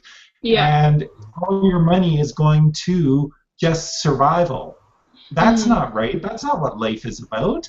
And people still do it, and they support the system even though they're being totally screwed by it. It's absolutely insane. Oh, sorry, my rant done. Go on. If anyone wants a rebuttal to that, Davey, were you saying something? No, I just said that's just it's subsistence living. It's really no different than living in the forest, and that's all you do is that's all Yeah. your work is to survive. You don't have time to do anything else, and then you can't really save anything up because you have to pay all these different things, and it's like, well, you could not have a phone. You have to have a phone if you want a job, right? You have to be able to call your work and keep in touch with them, and you got to have all these extra things. They expect you to have these things. Well, cell phones is a boon to the homeless. I mean, most homeless people in Calgary have cell phones, and you think, wow, they have a cell phone. They're fine. They're not fine. They're living in a box with their cell phone. But at least they have a cell phone, so they can get a job and they can go around and be social and whatever. Yeah. I'm wondering how much do you guys pay for your phone plans for your cell phones? I don't even have a cell phone. You don't have one? No, I don't have a landline or a cell phone. If I have to use a phone, I have Skype. It's like $2 or $3 a month. Cool. Well, my landline is $32 with TELUS, and my cell phone is $20 plus the emergency number, which is another $1, so $21. So my phone's, well, I get charged 15 cents for every minute I talk on the phone because I don't have a plan set up, but my messaging is all free. So I don't know how you would compare with that. Anyone? I know. That's about 6 months. I used to, like last year, until I couldn't afford it anymore, I paid about, my bill was usually between $150 and $300 a month. I am not exaggerating, on Verizon. And but then after I just couldn't afford it anymore, so now I'm down to like $70 a month on T-Mobile, but I used to be on Verizon. Wow. See, I'm not gonna even have a landline. I just do my cell phone, and like the fact that my cell phone looks awesome, the case, that's all that matters to me. So, but no, seriously, I'm paying about just under $40, and I have unlimited texting. I just text people. I don't call people that much. I guess it's a social anxiety thing, haha. But I just text people, and I don't have a data plan, so I just use Wi-Fi, and that works for me. So. Is that a smartphone? It is. I've never heard of a plan that gives you. There's no such thing like that in the U.S. Every plan has to have a data plan. Yeah, I'm with this company called Virgin Mobile. I don't know if you guys have it. I think it's in Canada only, maybe. No, they have Virgin Mobile in America. They do? Okay. It's pretty cheap. And before that, I was paying $30, but I had like nothing, and I was holding on to this like dinosaur egg cell phone for the longest time, and then people were laughing at me too much. I'm like, fine, I'll upgrade to a smartphone. But I agree with what Davey's saying. These things are so mindless. Instagram and Candy Crush and YouTube notifications, and it's like, that's why I don't want a data plan, so I can't check any of that stuff when I'm out of the house, because then it's like, it's so mindless. It's just a diversion for everything. Like, yeah. They're good to have, but like, I went to my friend's, I didn't go to his wedding, but he had a wedding thing, he had a party afterwards, and everyone was just on their phones, and I'm like, is this a party, or are we having fun? What the fuck? We all know each other, we're supposed to be friends and having fun, and you guys are just busy, just completely diverted. Yeah, and that's... Matrix. It's the same thing with anything. Like, even if you go on a date these days, couples are just on their phones ignoring each other, or you're at a friend's house and you're on each other's phones, or let me show you this funny YouTube video, It's like everything's technology. And I actually hate that too. That's why I stayed away from smartphones for the longest time. But then I realized that, they can be helpful to some extent. Like, if you're out somewhere and you really need to check something, it is helpful. I used to have to call people on my old phone and be like, can you tell me where this address is? Because, like, I'm lost right now. You can look it up on at a Wi-Fi hotspot or whatever. But in Montreal, there's Wi-Fi everywhere, so there's no real point in having another like $30 tacked on for data. Yeah. So. Well, if you do Wi-Fi and you're in a hotspot, I don't know how to hook my phone up. I always get charged for data. Oh. But if you're in a hotspot, turn on your Wi-Fi. Do anything just using their connection, right? So you don't get charged, if I understand that correct. Yes, but some places they require you to do this really terrible thing where you have to sign in on a web page and then they give you internet access. They don't want you to automatically just be able to connect when you walk in. I don't know why, but they do it like that. In the commercials, they make it seem like that, but no, that's not how they do it. Like they ask you for your email and stuff. Okay, so you get like spam in your email, so you have to set up a separate email account for your cell phone for all the spam? Yeah, that's all right. Well, that's not too bad. I mean, emails are free. You just go to Google and make up a new one. I mean, sometimes they require you just to press a button that says, I agree with these terms, and not give them the email, just to slow you down. They want to discourage you from using their internet. Yeah, you go to Tim Hortons, it's free Wi-Fi. That's and coffee. Oh, did you have any of the roll up the rim to win, Lisa? I didn't participate, but Costa's mom did, my fiance's mom. She was like buying them. I saw them in the car like all the time. I'm like, whoa, this woman really wants to win something. It's cute. Oh my god, me too. I was buying 2 coffees a day for the entire couple of weeks that was on. Yeah, a lot of people, it's cheap coffee too. I mean, a lot of people, I'm sure, when you're used to Starbucks at every corner, but like Tim Hortons here is like, how expensive is a coffee? Like a large coffee, $2, less than $2. It's like, yeah. And like a large coffee, you know. I buy a bag of grinds, and then I just kind of make coffee out of that at home. Yeah, that's the cheapest. Honestly, a big thing is food. If you guys learn, of course, to prepare your own food on a budget, like, people spend so much money on eating out, and they're like, I don't understand where all my money's going. I'm like, dude, you go to, like, even fast food adds up, you know? It's so much cheaper to buy produce and beans and all that and make your own food and feel healthier, and, you know, but people don't do that these days. They just buy all this stuff. I find that's an issue. Yeah, everyone's a lazy. Why? Elliot wrote, eat all the ramen. I love Mr. Noodle's soup so much, but it's so bad for you. It's so bad for you. Just make your own homemade. Just get some noodles, get like spaghetti noodles, and then you just boil it with baking soda. It's almost the same thing as ramen. Baking soda? Yeah, well, in Japan they mix sodium carbonate into the flour. Really? So it's pretty much the same. No. You just have to rinse it off. Didn't know that, man. That's cool. I like to make my own, like, I like to make a lot of my own soups, but I'll add, like, stuff that has actual nutritional merit to it, like, you know, green peas and, like, vegetables and stuff, so it's not just, like, you know, MSG broth and then, like, cardboard noodles. So I try and add some, like, you know, some nutrition to it, because you can really be very healthy on a budget. People are like, it's so expensive to eat healthy. Well, not really, you know, because, like, I noticed that when I was living with my brother, like I said, I'd buy 2 bags full of produce for like $20, and then I'd go over to like the grocery store to get some like canned things that he wants and TV dinners, and then it's like $60 for half a bag. I'm like, dude, what the hell is this? Like, there goes the grocery budget, you know? Well, depending on where you live, you can find co-ops. Like when I lived out in Colorado, they had a co-op and a trading post, and you could buy all sorts of like organic things. But they grew all organic fruits and vegetables and nuts and oils and all that stuff in the valley around. And you could either buy it directly from the store, or you can get, you could sign up for it to where all year long, once a month, they give you a big box of organic produce. Yeah. For like $300 or something like that a year. Mm-hmm. That's what my mom did, and that's actually a good idea to do that. And you'll get like whatever's in season, so it's cheap for them, right? They're like, oh, squash is in season, so here's something in your box, right? So my mom did that, and there's different like pickups that you can get your box from, and like in Montreal there's a big emphasis on health foods, which is really good. So we really we're a healthy city for the most part, you know? Yeah, healthy city, yeah. Yeah, you don't think so? All the cheese and wine.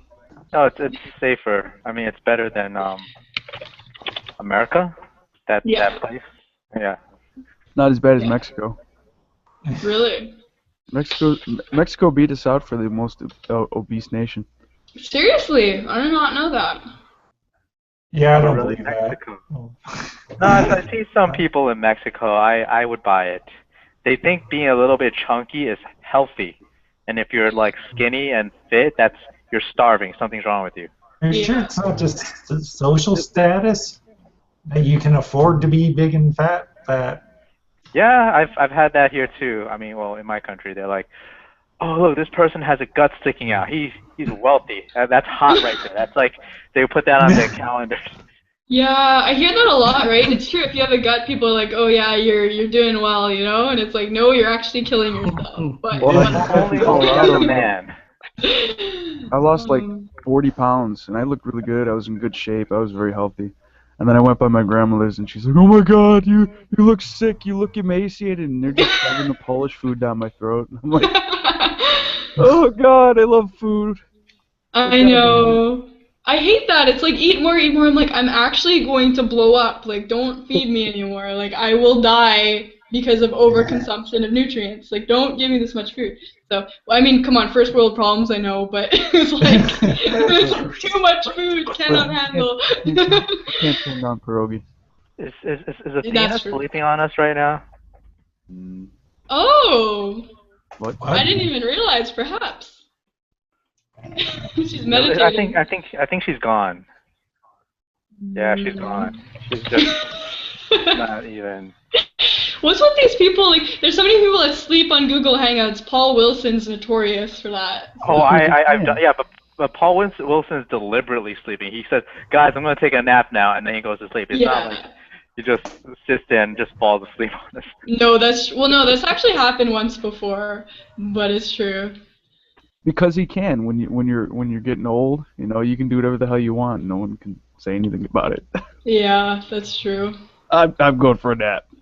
Yeah, no excuse.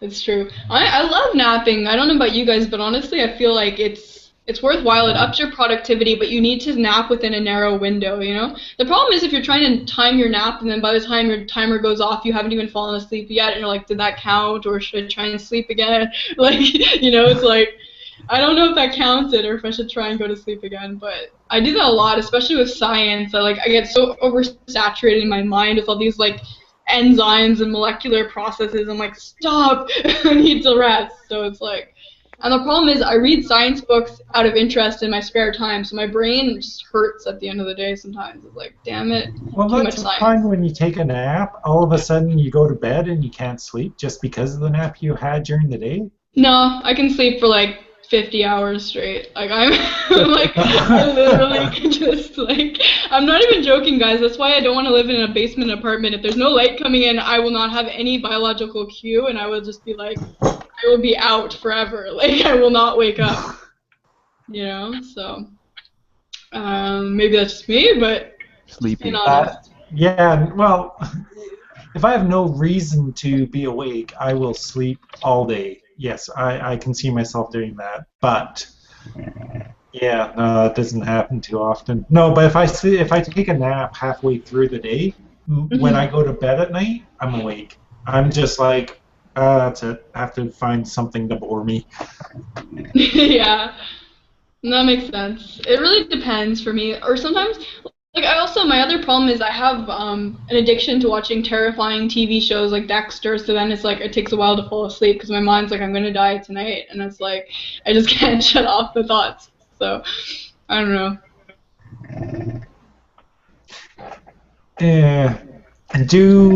Here's a story. When I was young, I was terrified of dying, and now that I'm old, I'm not. I wish I could go back in time and not be terrified of dying. When I was young, I would have been so much more happy. I would have been so much more productive. I would have done things that would have been a lot more risky. And instead of taking the safe course and making it to this, maybe I'd be a lot more happy with a lot more life experiences. Yeah. Anyways, it's just something that Go ahead, finish up, Doug. No, from the old person's vantage point. I'm just saying that maybe the safe course of action, and then someone will die, and then I'll feel all guilty about it. So do whatever you want. Okay, I was going to suggest, I really think that was awesome. I'm not going to really try to mediate right now, but I think Doug brought up a really cool topic, like what are people terrified of? For Doug, you just said that dying was something that kind of held you back a little bit, and you wish that you know, when you were younger, you knew that it would be okay not to be afraid, so that you can do a lot more. So I think that like maybe we could talk about that for a minute. You know, what is everyone You know, what are you terrified of, or what have you been terrified of, and how have you gotten over it? I don't know if what's our buddy over there in the corner that looks like she's asleep? Are you awake, Athena? Athena! She's resting, it's good. Okay. Okay, so Athena's not in. Elliot, are you awake? Are you You awake? talking, Elliot? Either way, we're still live. Okay. Here. Eneitilyn, are you here? Oh shit! Look, Eneitilyn? Oh, Elliot. Who just said I'm? Oh, Elliot's here. Okay, Elliot, what have you been terrified of in your life, and how have you gotten over it, if you've gotten over it? Just like the usual snake spiders, you know. The usual. Not so much, but... Okay. Okay, so Elliot's been terrified of spiders. Okay, and Eneitilyn, are you here, Eneitilyn? They write in the chat usually. Okay. Hugh, what about you? Yeah, I'm here. Okay, what have you been terrified of, and have you gotten over it, and how? Just hold on one second. I'm just in the middle of one thing. Is this Okay, snoring? terrified I think so. of. Too.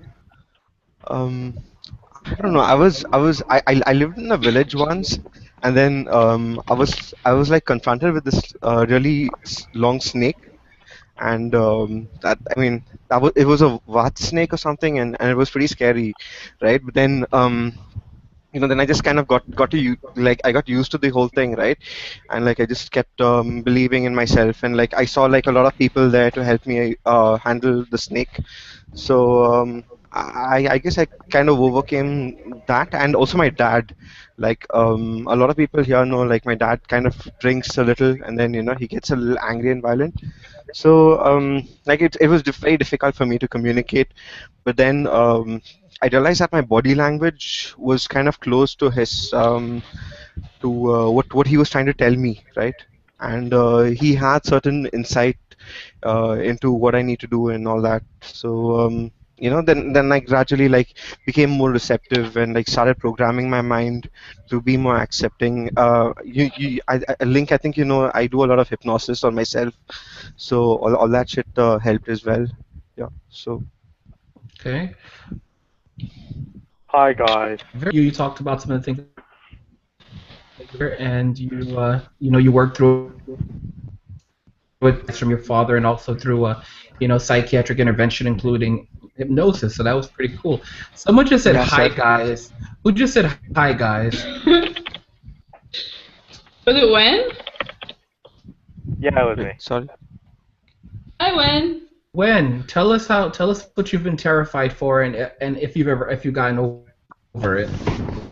I'm terrified of something. I'm not going to mention what it is. And no, I haven't gotten over it. I've just learned to just kill all of them. I hope it's not people.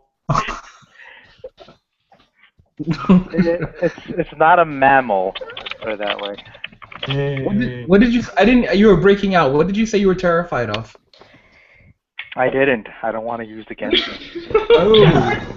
Guys, okay, so we can't take what Psycho Lisa's writing in the chat. It's so disturbing. Yo, Psycho Lisa, bring in Banana Lisa. You know, Link, wicked. Like since we are in the psychology field, you should like probably use something like challenged with fear or something, right? So like it gives a fighting chance, you know. I use it all the time, right? Anyway, you get what I'm saying? You know, like instead of saying like I'm afraid of something, you know, I can say I'm challenged with confronting something, or you know. Blah, blah, blah. To be honest, actually. Well, Hugh, here's the thing. I mean, in psychology, you can always reframe things however you choose to reframe them, but that's based on your own personal style and how you see it fitting in with things. I mean, sometimes you want to avoid overcomplicating things just for the sake of making sure that they're politically correct or adjusted in such a way that others will feel entirely comfortable because not every subject is going to make people comfortable. So that's how I'm going to answer that. Yeah, no, I know that. I'm just saying that since you're doing your masters right now, so it's kind of like No, I you know try and I finished my masters, but yeah. oh, okay. So yeah, you can probably try and incorporate that into your speaking style. Like I even in my hangouts, I just tell people, like even I can make that mistake, but then like let's try and practice correcting ourselves. And like I think the more positive we be, the more fight we give to the problem, right? Hugh, I'm kind of I understand where you're coming from, and I accept that. I rebuff it a little bit because I have my own personal style. I don't necessarily I feel like you want to be positive, but you don't always have to go out of your way to be positive. That's the way I'm gonna put it. You don't always have to go out of your way to be. I like to say things the way they are, and I'll try to phrase them in a way that it does not necessarily negate things, but at the same time it doesn't downplay what I'm trying to say, and that's all I'm going to put on that. But thank you for sharing your own experience, and thank you for presenting your own perspective on what I said and how I said it. Sure, no problem. Thank you. Okay, now Lisa, Psycho Lisa, I mean Lisa Yes. Emerald. The Parasite Lisa, which name do you want to call me today? I love Parasite. Okay. I don't like Parasite. I'd rather be Psycho Lisa any day over Parasite Lisa. Ew. Anyways, yes. Okay. So what has been, what have you been terrified for? Have you gotten over it? Go ahead. Good topic, I must say. So I think one thing is fear of failure. Like a lot of people, I'm scared of not succeeding in whatever I put my full energy into. Like for instance, YouTube, I put a lot of energy into it, and I'm happy to see it actually grow instead of going the opposite way and just not staying stagnant or whatever. So that's good. So I'm seeing progress. I do realize that if I put my mind to something, I can accomplish it. But sometimes I self-sabotage because I'm scared of success a little bit. So that's one thing. And the other thing is, I guess, fear of rejection, fear of relationships not working out or backfiring, like always feeling, that whole inferiority complex thing that a lot of people with mental illness tend to feel. So those would be my big ones that I'm still working on, but I've made a lot of progress with. Wow. Okay, so that was a lot. I mean, Lisa just pointed out that fear of failure, and I think that's like pretty big because a lot of people go through that. They experience that type of fear. So that's really something good to point out. But what's interesting is that watching your channels and watching every so often you'll put up one video like, oh my gosh, I feel like crap, and then by like the next week you're back on track. So it shows that it shows that's kind of awesome because we get to see your progression, your ups and downs, and it proves to others that watching that it's normal. Everyone goes through that, but you're not gonna die. You may feel like you're going to die, but you're not gonna die. Yeah. I read a book once and it said something like 90% of the things that we worry about never actually happen. Yeah, it's true. Okay. All right, so there we go.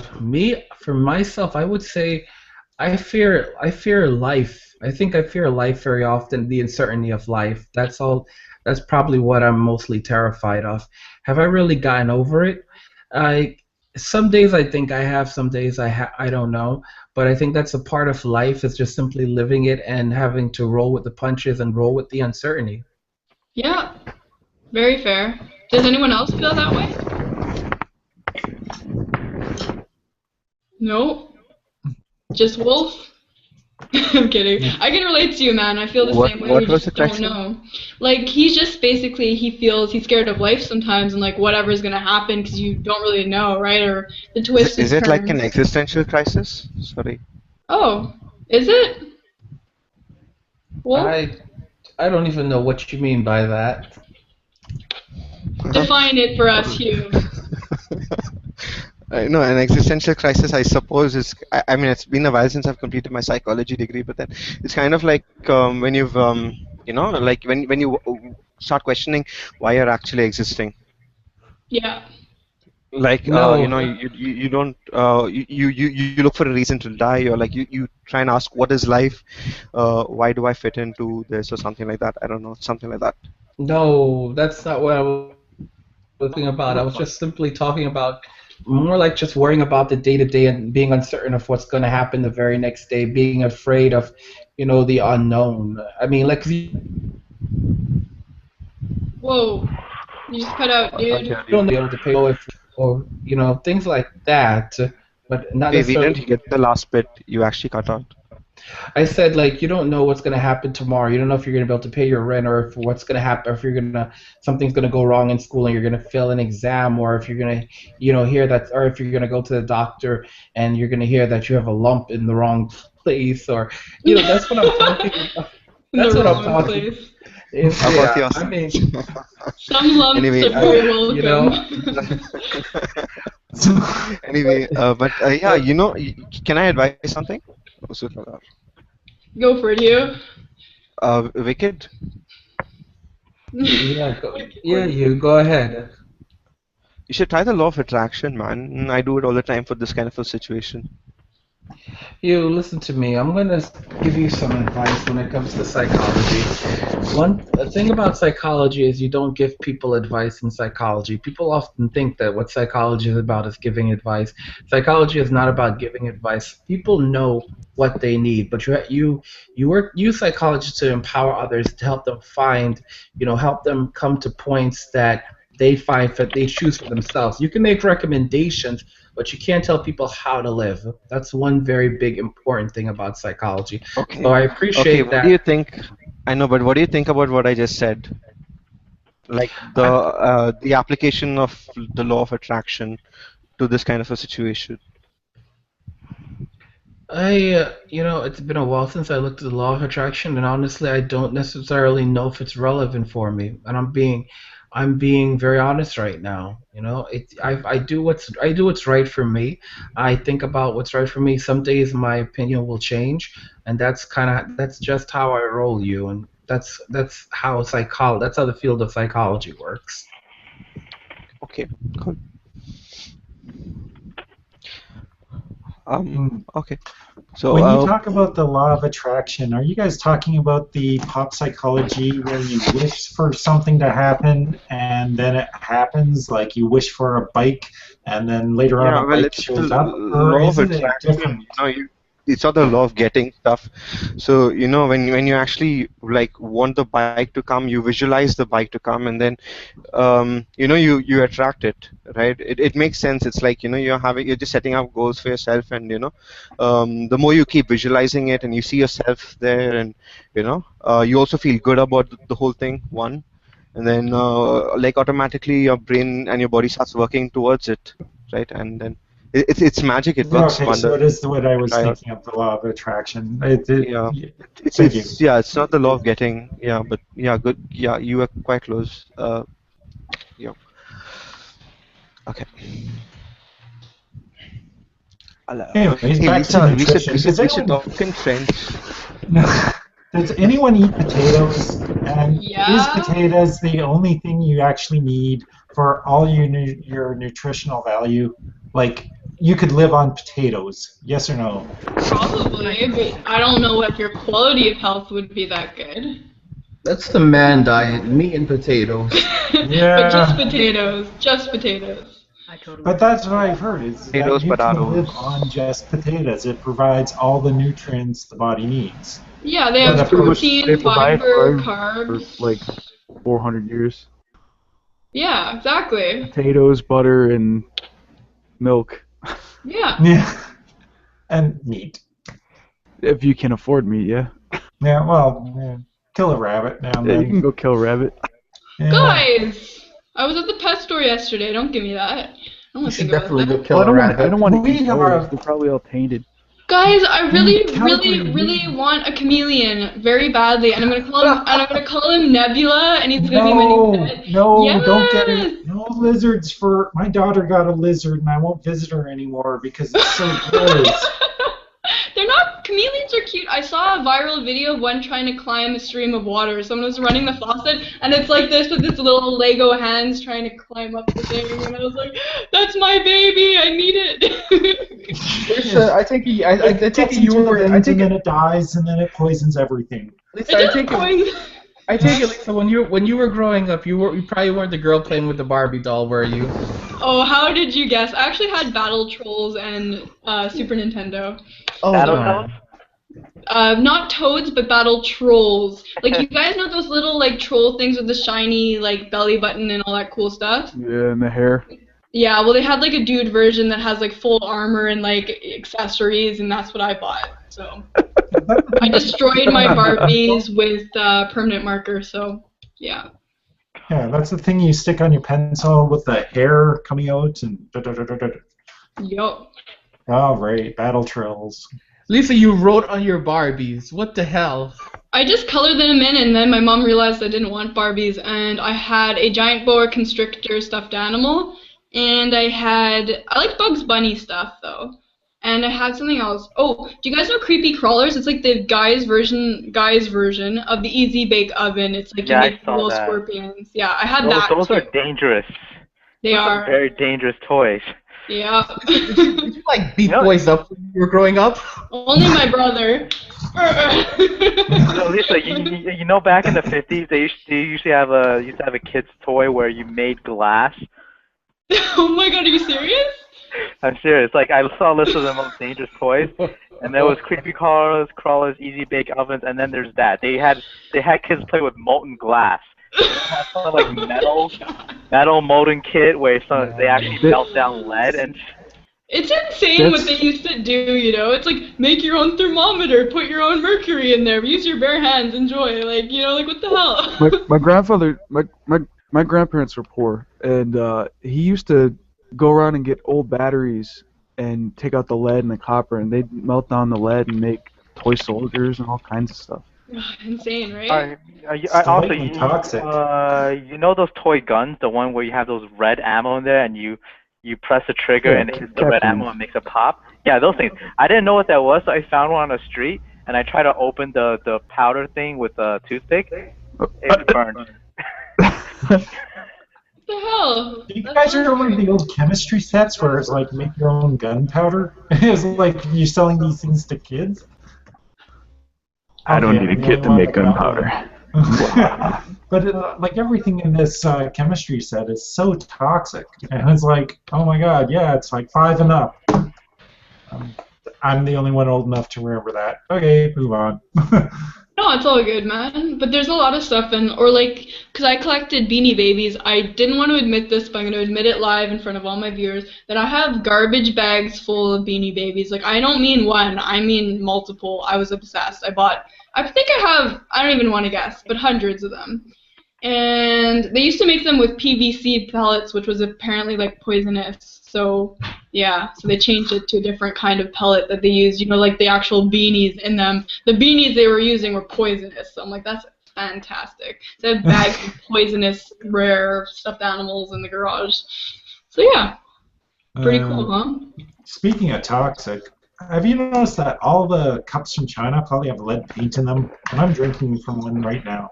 Oh god, have you guys heard about, like, it was so sad, somebody got one of their professors a gift, like a mug from another country, and they had that lead in it, and they put orange juice, which is, of course, acidic, which leached it out and ended up killing the teacher or something horrible, like, man, it's crazy. I've never heard of this before. That's why you're not supposed to drink alcohol out of pewter mugs. Yeah. Because pewter has lead in it. Yeah, it can, like, leach. Yeah, that's it. When something's a coffee mug or whatever, you don't fool around with that. One purpose. I've seen people drinking coffee out of, like, plastic bowls. I'm like, you're insane. Like, what are you even doing? What? Yep. Coffee out of plastic bowls. Sometimes the break room isn't properly stocked, Davey. So I'm like, but that's really dangerous. You drink it out of the pot. I work at a right off health the food damn store. bakery. You drink it out of the pot. Guys, I work at a health food store, and people are drinking things out of plastic bowls and, like, bringing in McDonald's to the break room. I'm like, what are you even doing? Like, Why don't you bring your own damn cup, then? I don't know. I do, but yeah. So what is the safest cup to drink from? Like glass? Is that it? Everything has to be glass? Glass is safe, and stainless steel, I believe, is pretty safe, too. Oh, yeah? Yeah. I'm drinking from stainless steel, and it's pretty good. Isn't there also danger with those non-stick pans and things, that there could be bad chemicals Teflon. in that? Yeah, right. Yeah, Teflon, that comes off and poisons you. Teflon. Teflon also it increases the intake of aluminum in your body. Oh Okay. It's no. really bad for your brain. Yeah. I just bought a new Teflon pan, like a week ago. Doug, throw it out. Throw it Oh out. no! It's okay to use, but like when it starts chipping and like Yeah. parts come off, it gets in your food and residue. And... Yeah. You just have to be great. careful with the So- heat settings and stuff, right? If you let stuff burn on it too much, you're going to wear away at it and you're going to be eating whatever the hell that stuff is coming off your pan. So, Oh man. yeah. So when I make my pork chops and I put it in that rusted pan, pork chop. Teflon, I'm killing myself even worse. Huh. Yeah, I Debatable, shouldn't be but... doing that. No, but honestly, guys, I really think that something that people don't look into very much is like looking at poisonous or potentially carcinogenic things that you have in daily household products. Like people go to the dollar store, they buy their cleaning stuff, but how safe is it for your health? You know, like the stuff that you save the money on. I mean, it's stuff that people don't really. There's not that many courses on it. There's not that many information. People are always talking about nutrition and stuff, but okay, you could be eating all organic, local, grow your own stuff, but then be using like Mr. Clean and everything in your house and breathing that in all day long. Like, what's that doing to you, right? So. I'm a guy, I don't clean. What about Doug? You only Yeah, clean it's when it's filthy. absolutely necessary. Actually, that's a real issue I'm having right now. Spring is coming, and if I don't start cleaning, I think I'm going to get like some kind of illness just because it's so not clean. It's bad. I hear that there is some kind of bad things that happen when you don't clean. What is it? Tell me, any scientist type person. What was that? Like The, if you don't clean like something where you have like a little bit of bacteria, it can grow in your house. Oh. Like Havar, like if you have like mice in your house, which I don't. Traps. I've never had a mouse in my house. But things like that. Any ideas? Anyone who's a cleaning person? Cleaning person. I'm like, I'm a woman. Okay. And? Wait, when were you giving some advice? So you would maybe know, maybe I've heard something. I honestly don't know too much about that, and I personally do more of the cooking and the dishes than the cleaning. Costa does most of the cleaning. That's kind of our arrangement. But I think anything you let it go out of hand, it's going to be dangerous. Obviously, I don't know the exact reasons why. I keep thinking about mold for some reason. Maybe it would tie into mold if you're not taking care of things properly, but I don't know. All I know is if you have mold in your house, that's a very dangerous and bad situation. Yeah, I don't think I have mold, but you never know. I hear that there's a place that you can phone and they'll come and check the health of your house. And I heard that once, but I've never seen anything like that. So yeah. Again, and I don't know where to look it up or anything.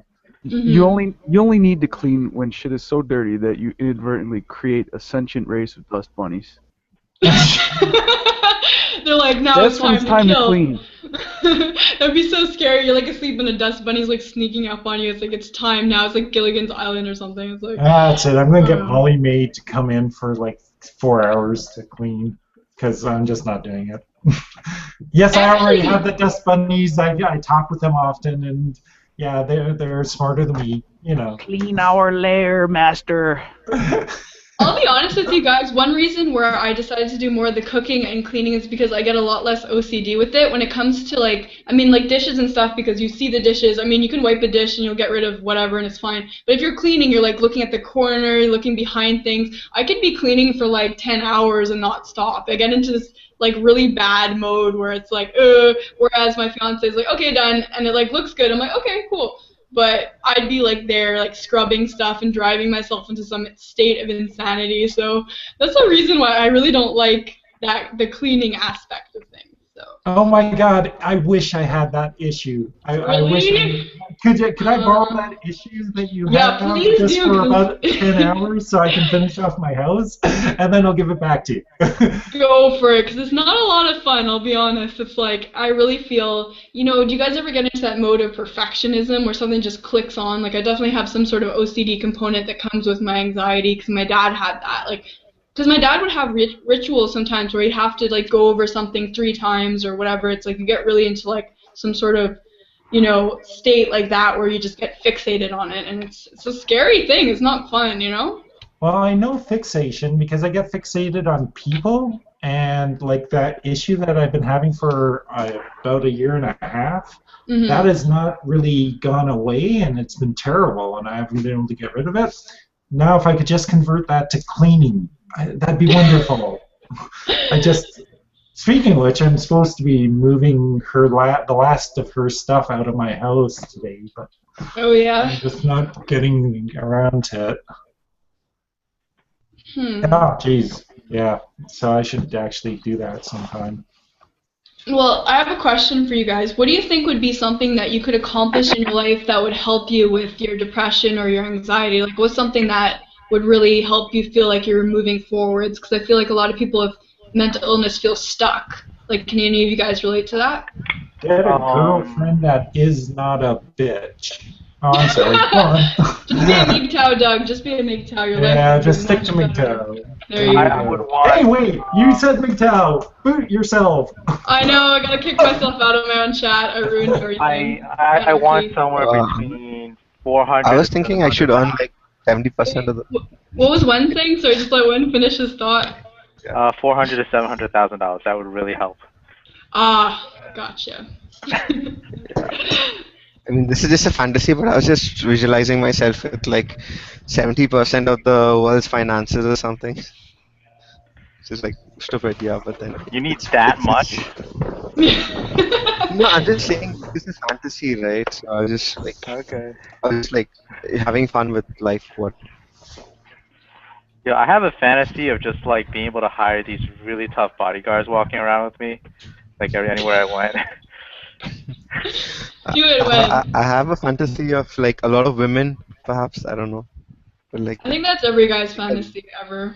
No, that's not mine. Like I would just go around messing with people. Like I walk into these terrible neighborhoods and wait for someone to mug me, and then I just like they would just walk away with no fingers or teeth or eyeballs.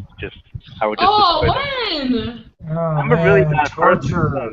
That's not cool. Not cool. Not cool. For myself, honestly, something that's held me back for so long, and like I never really talk about it on my channel, but I actually don't have a driving license. I have a permit, but I have a lot of anxiety when it comes to that. Oh but my I feel God! like How do you live without a driver's license? very easily when you live in a place that's full of public transit, but still, you know, that would not be Calgary. Don't ever come to Calgary. No, I can imagine you guys must be. If you don't, then you're screwed. Not get anywhere without a car in Calgary. Yes, Wen. Lisa, how many years from 25 are you? From 25? Yes. 2, almost 2. I'm almost 27. Okay, so that is a very high age to not have a driver's license. Yeah. So, I think my mom has the same problem. She doesn't like driving. The thing is, a lot of women are anxious, right? She gets anxious, and that's what causes her accidents. That anxiousness. You can't be anxious behind the wheel. You have to make a decision. Even if that decision is, okay, well, I'm going to have to crash into this car to save myself from falling off a cliff. You just have to make that decision and not be anxious about it. Yeah. I just taught my friend Jessica. She's 30. She's 32 now. She had never driven before, and I taught her. A lot of women don't. My grandmothers don't. My couple girlfriends didn't. They just don't, for whatever reason. In my family, it's very common. I'm really mad I got the wrong pair of genes, because on my dad's side of the family, it's like nobody can drive, but on my mom's side, she wanted to be a truck driver when she was like 17. So, and I never like picked up that gene. My mom is extremely extroverted. She's like an explorer. She goes off on trips by herself. She's very like the opposite. Like I look at her and I admire that she can do that. My dad is like anxiety central, you know. I'm like, yay, I got all the anxiety genes. My mom has depression on her side, so I got those too, of course. So it's like, sweet, I got the jackpot of genetics. So, but I mean, I will definitely learn to drive, but just, it's right now, honestly, I live by public transit. There's no need, if you live close to downtown, there really is not a big need. And how much does a car drain your finances? How many of my friends have I seen, even if they have a $2,000 car, how much they're paying on insurance and gas and, oh my God.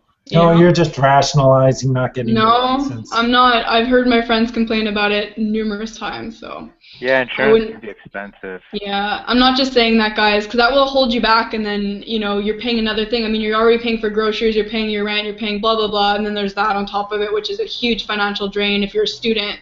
It's like, you know, it's something that I'm definitely going to want to do in the future, but what happened is I stopped. I was actually going to go for my driving test, but my mom downsized the car to save money when my parents divorced, and I was in a really bad headspace, and it kind of, I have that association of the divorce with learning to drive, and it's something that I'm learning to slowly break through and to get the confidence for, you know? So, and I'm not rationalizing because I've come a very long way, you guys. Like, I'm good at handling my mental illness, and I want to get to a point where I feel more stable. Wait, does your husband have a driver's license? Yes, and car? he does, but we don't have our own car, though. So that's the thing. If we did... If you did have it, he would be the one driving you around. No, I would learn. If he had one, then I'd learn with him. But since we don't have a car, there's no point in learning to drive right now, is my logic, right? So I'm close, like I can get to my work and my school through public transit very easily. Oh, Lisa, I found this amazing thing. Mm-hmm.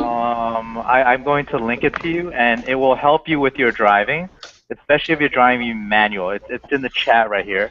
Okay. It's very realistic.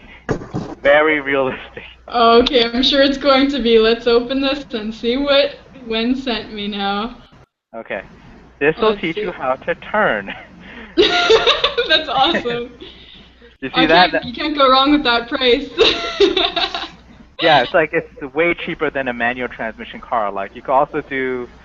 I was trying to learn manual transmission, but like I don't want to get a whole car and then be able to like not learn it and like drive into a wall or something. Yeah. This is perfect.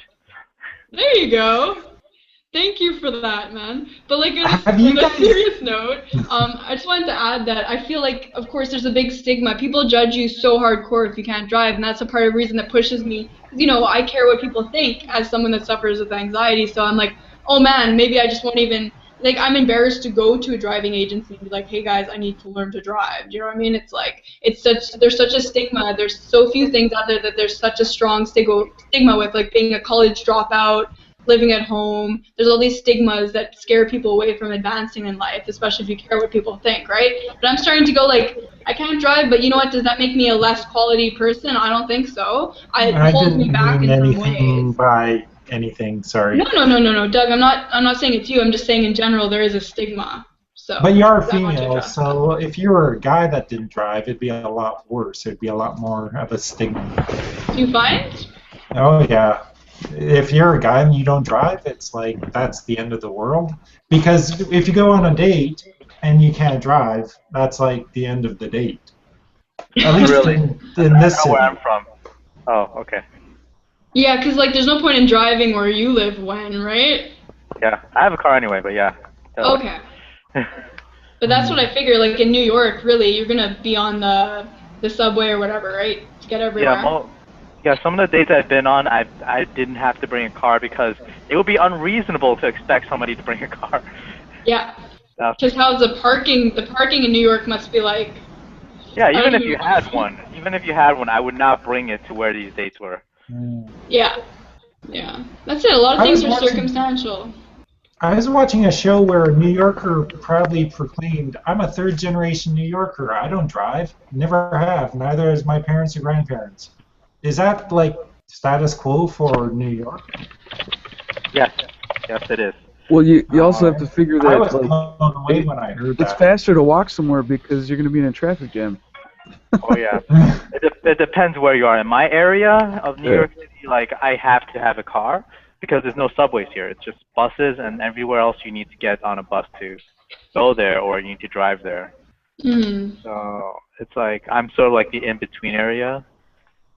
Yeah, and the subway is a lot faster. You're just right, because you have to go there, you got to park it, and then sometimes you get tickets, and my God, do they like tickets. They like to write tickets so often.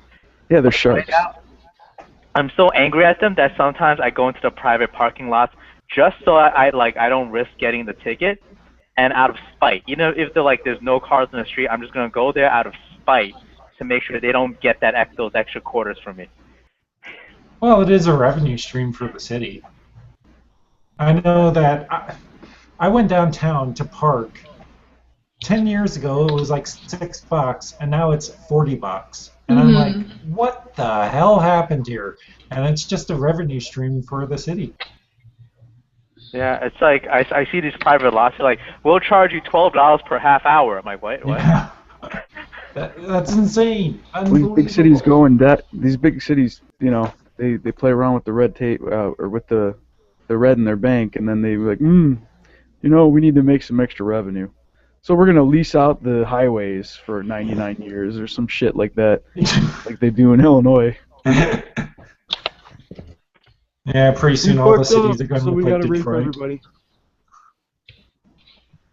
Here, guys, I'll just send you. This is just the metro system we hear. The metro is just basically the subway. That's a huge link. I apologize, but I was like, what the heck's that? But like because we have buses, we have trains, we have metro. A lot of things are meant to be public transport because just the city, like, it's the same thing. Of course, New York's insane, but like in Montreal, the city's really packed. It's hard to find parking. Forget it if you're trying to go down there on a Friday or a Saturday night just to go to a restaurant or to a club. It's like insanity. So I just got used to the public transit, and most things are pretty close and accessible together, right? So, but I still want to learn, because then there's the cases where like you want to go visit someone out of province, or you want to visit someone that's in a different district that's hard to access through public transit. Then it's more useful. But a lot of times you can get to places very fast here through public transit. But don't you find that with the social anxiety? Because when I was in therapy for years, part of my exposure, because I was stuck in my house, was taking the bus. And I would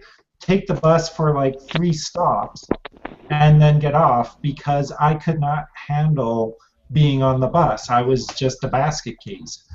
That like now would be not too bad, but I drive everywhere, so I don't take the bus. But I was thinking I should actually do that.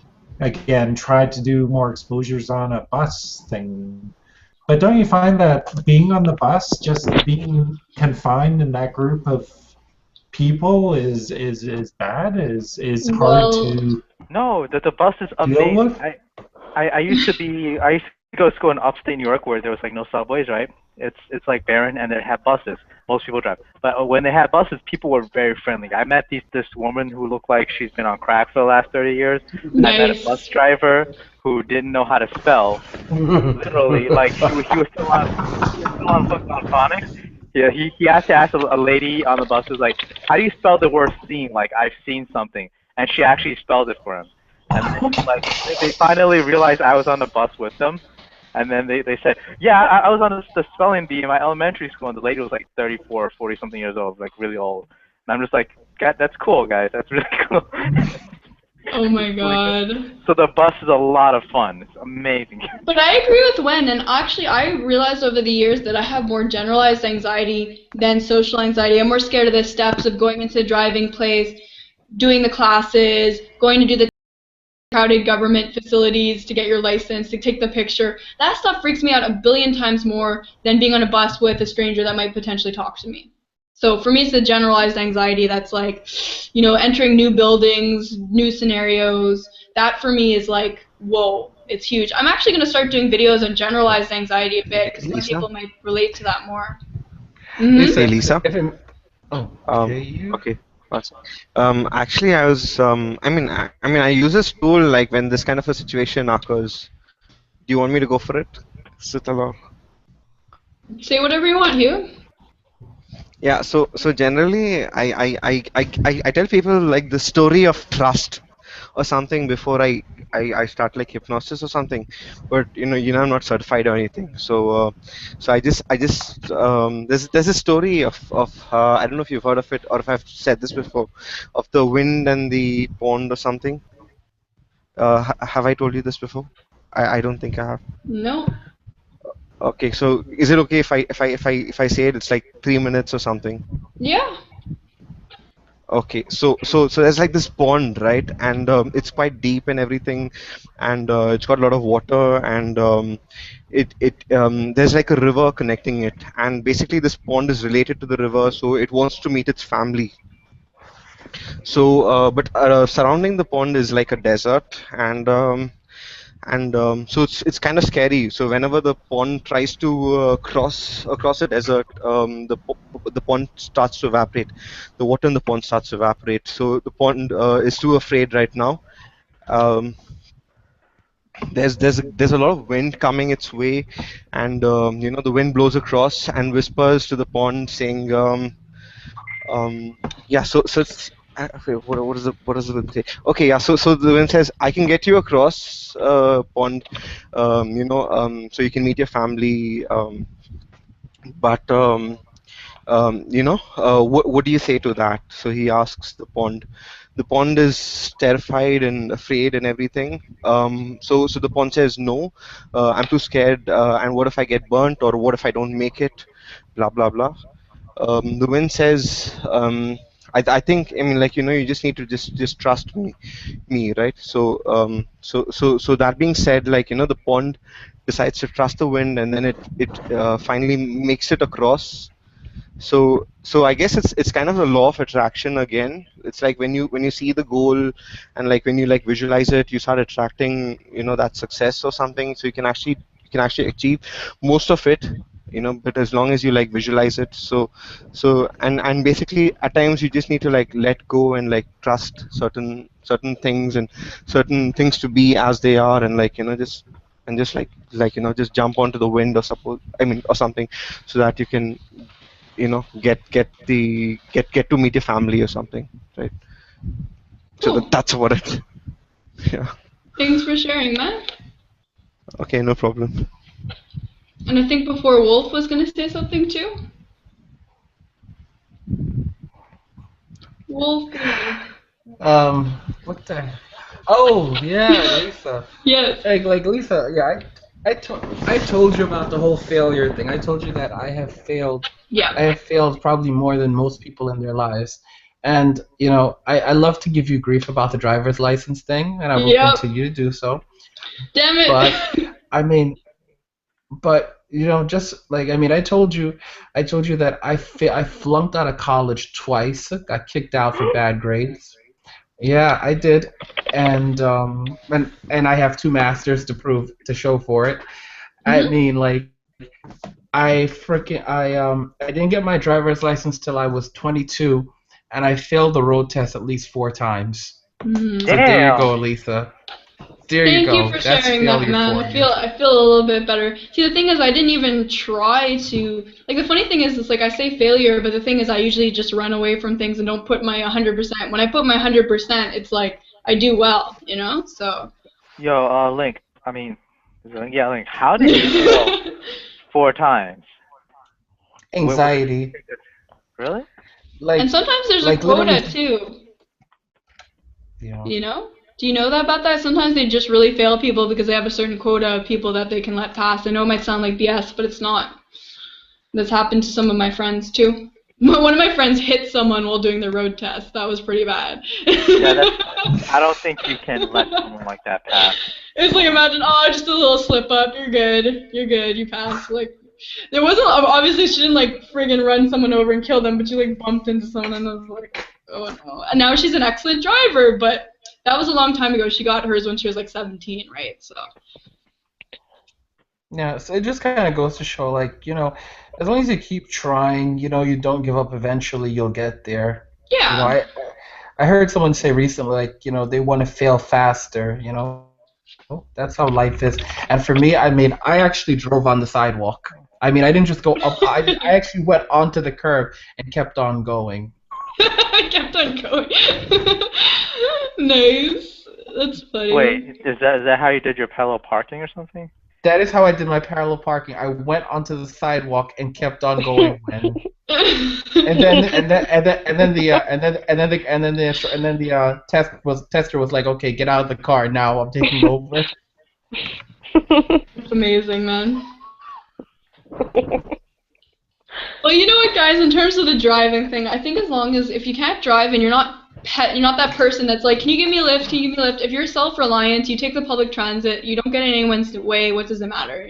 My dad used to take public transit as his job as a teacher, right? So, and he would do that all the time. He could drive, just chose to do public transit because sometimes it is faster depending on the location. So depends.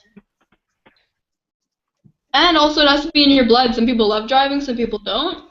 I mean, I like driving sometimes because it's like, I don't know what it is. Something about the road and you going straight on that and then just like being your own space for a while and no one can barge in because you're going too fast. Except for the police. Well, it's not barging. You see them coming a mile away and then you have to pull it. But like nobody can just be like, hey, Wen, I need you to do something in the middle of it. Well, your phone call, but then you ignore your phone next, I guess, right? So. Yeah, it's just like, oh. It's just like that sound of the road. I kind of like it's like going into space or something like you're in a stream. I think space would be cooler though. Even though I don't have my license, I assume space is cooler than driving down a freeway. I could be wrong, but you know. Then again, I was in when I went to Scotland with my mom. We were driving on the windy roads, and that was pretty epic. It was like. I was thinking I could never drive these roads. Someone would die. It was like terrifying. They're just like the windiest, scariest roads, and I'm like, oh my god. Even driving in some places, the Maritimes here in Canada, there's these windy roads, and it's like kind of scary. You know, sometimes you see the most dangerous driving. Isn't what is it they have in Germany that's like crazy there? Autobahn. Yeah. I've been on that. Oh really? Yeah, because one of my friends was driving me. He lives in He was in Frankfurt, and then I landed in the airport in Munich, and so it would normally take him 8 hours. He did that in 2 hours. I owe him an apology for that. Yeah, because the left lane has no speed limit. It's 3-lane highway, and the speed limit changes. So there's like a display on the top of the road, like a digital display, and it changes. So on the left one, you don't have a speed limit. The only thing you can't do is you can't go into the right lane and come back into the left lane speeding up like that. Because the right lanes are for slow traffic. So if somebody in front of you in the left lane is only doing 100 miles per hour and you want to do like 180, you just can't. You gotta like wait for them. That's. Yeah. Oh my god. Road. It's not. It's like it's just an interstate. It's just this interstate thing. But how many people get killed on this thing? Nothing. Nobody. Okay, driving fast doesn't kill people. Okay, it's doing stupid shit that kills people. Like the accident rate in Germany and those areas is less than the U.S.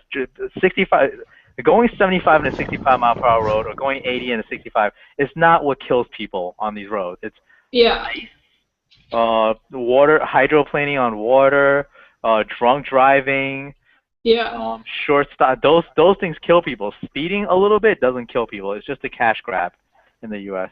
by the police. Fair enough. Cool, guys. Well, I think I'm going to take this offline because why not? We have a good run. Actually, that went longer on live, so I'm pretty happy about that. And we have how many people in the chat now? Is it full? 5, 6, 7, 8, 9. Yeah, we're full right now. But I'm going to go off the live setting and we'll continue the after party. So link in the description if anyone wants to join later when there will be some more space. So bye, viewers.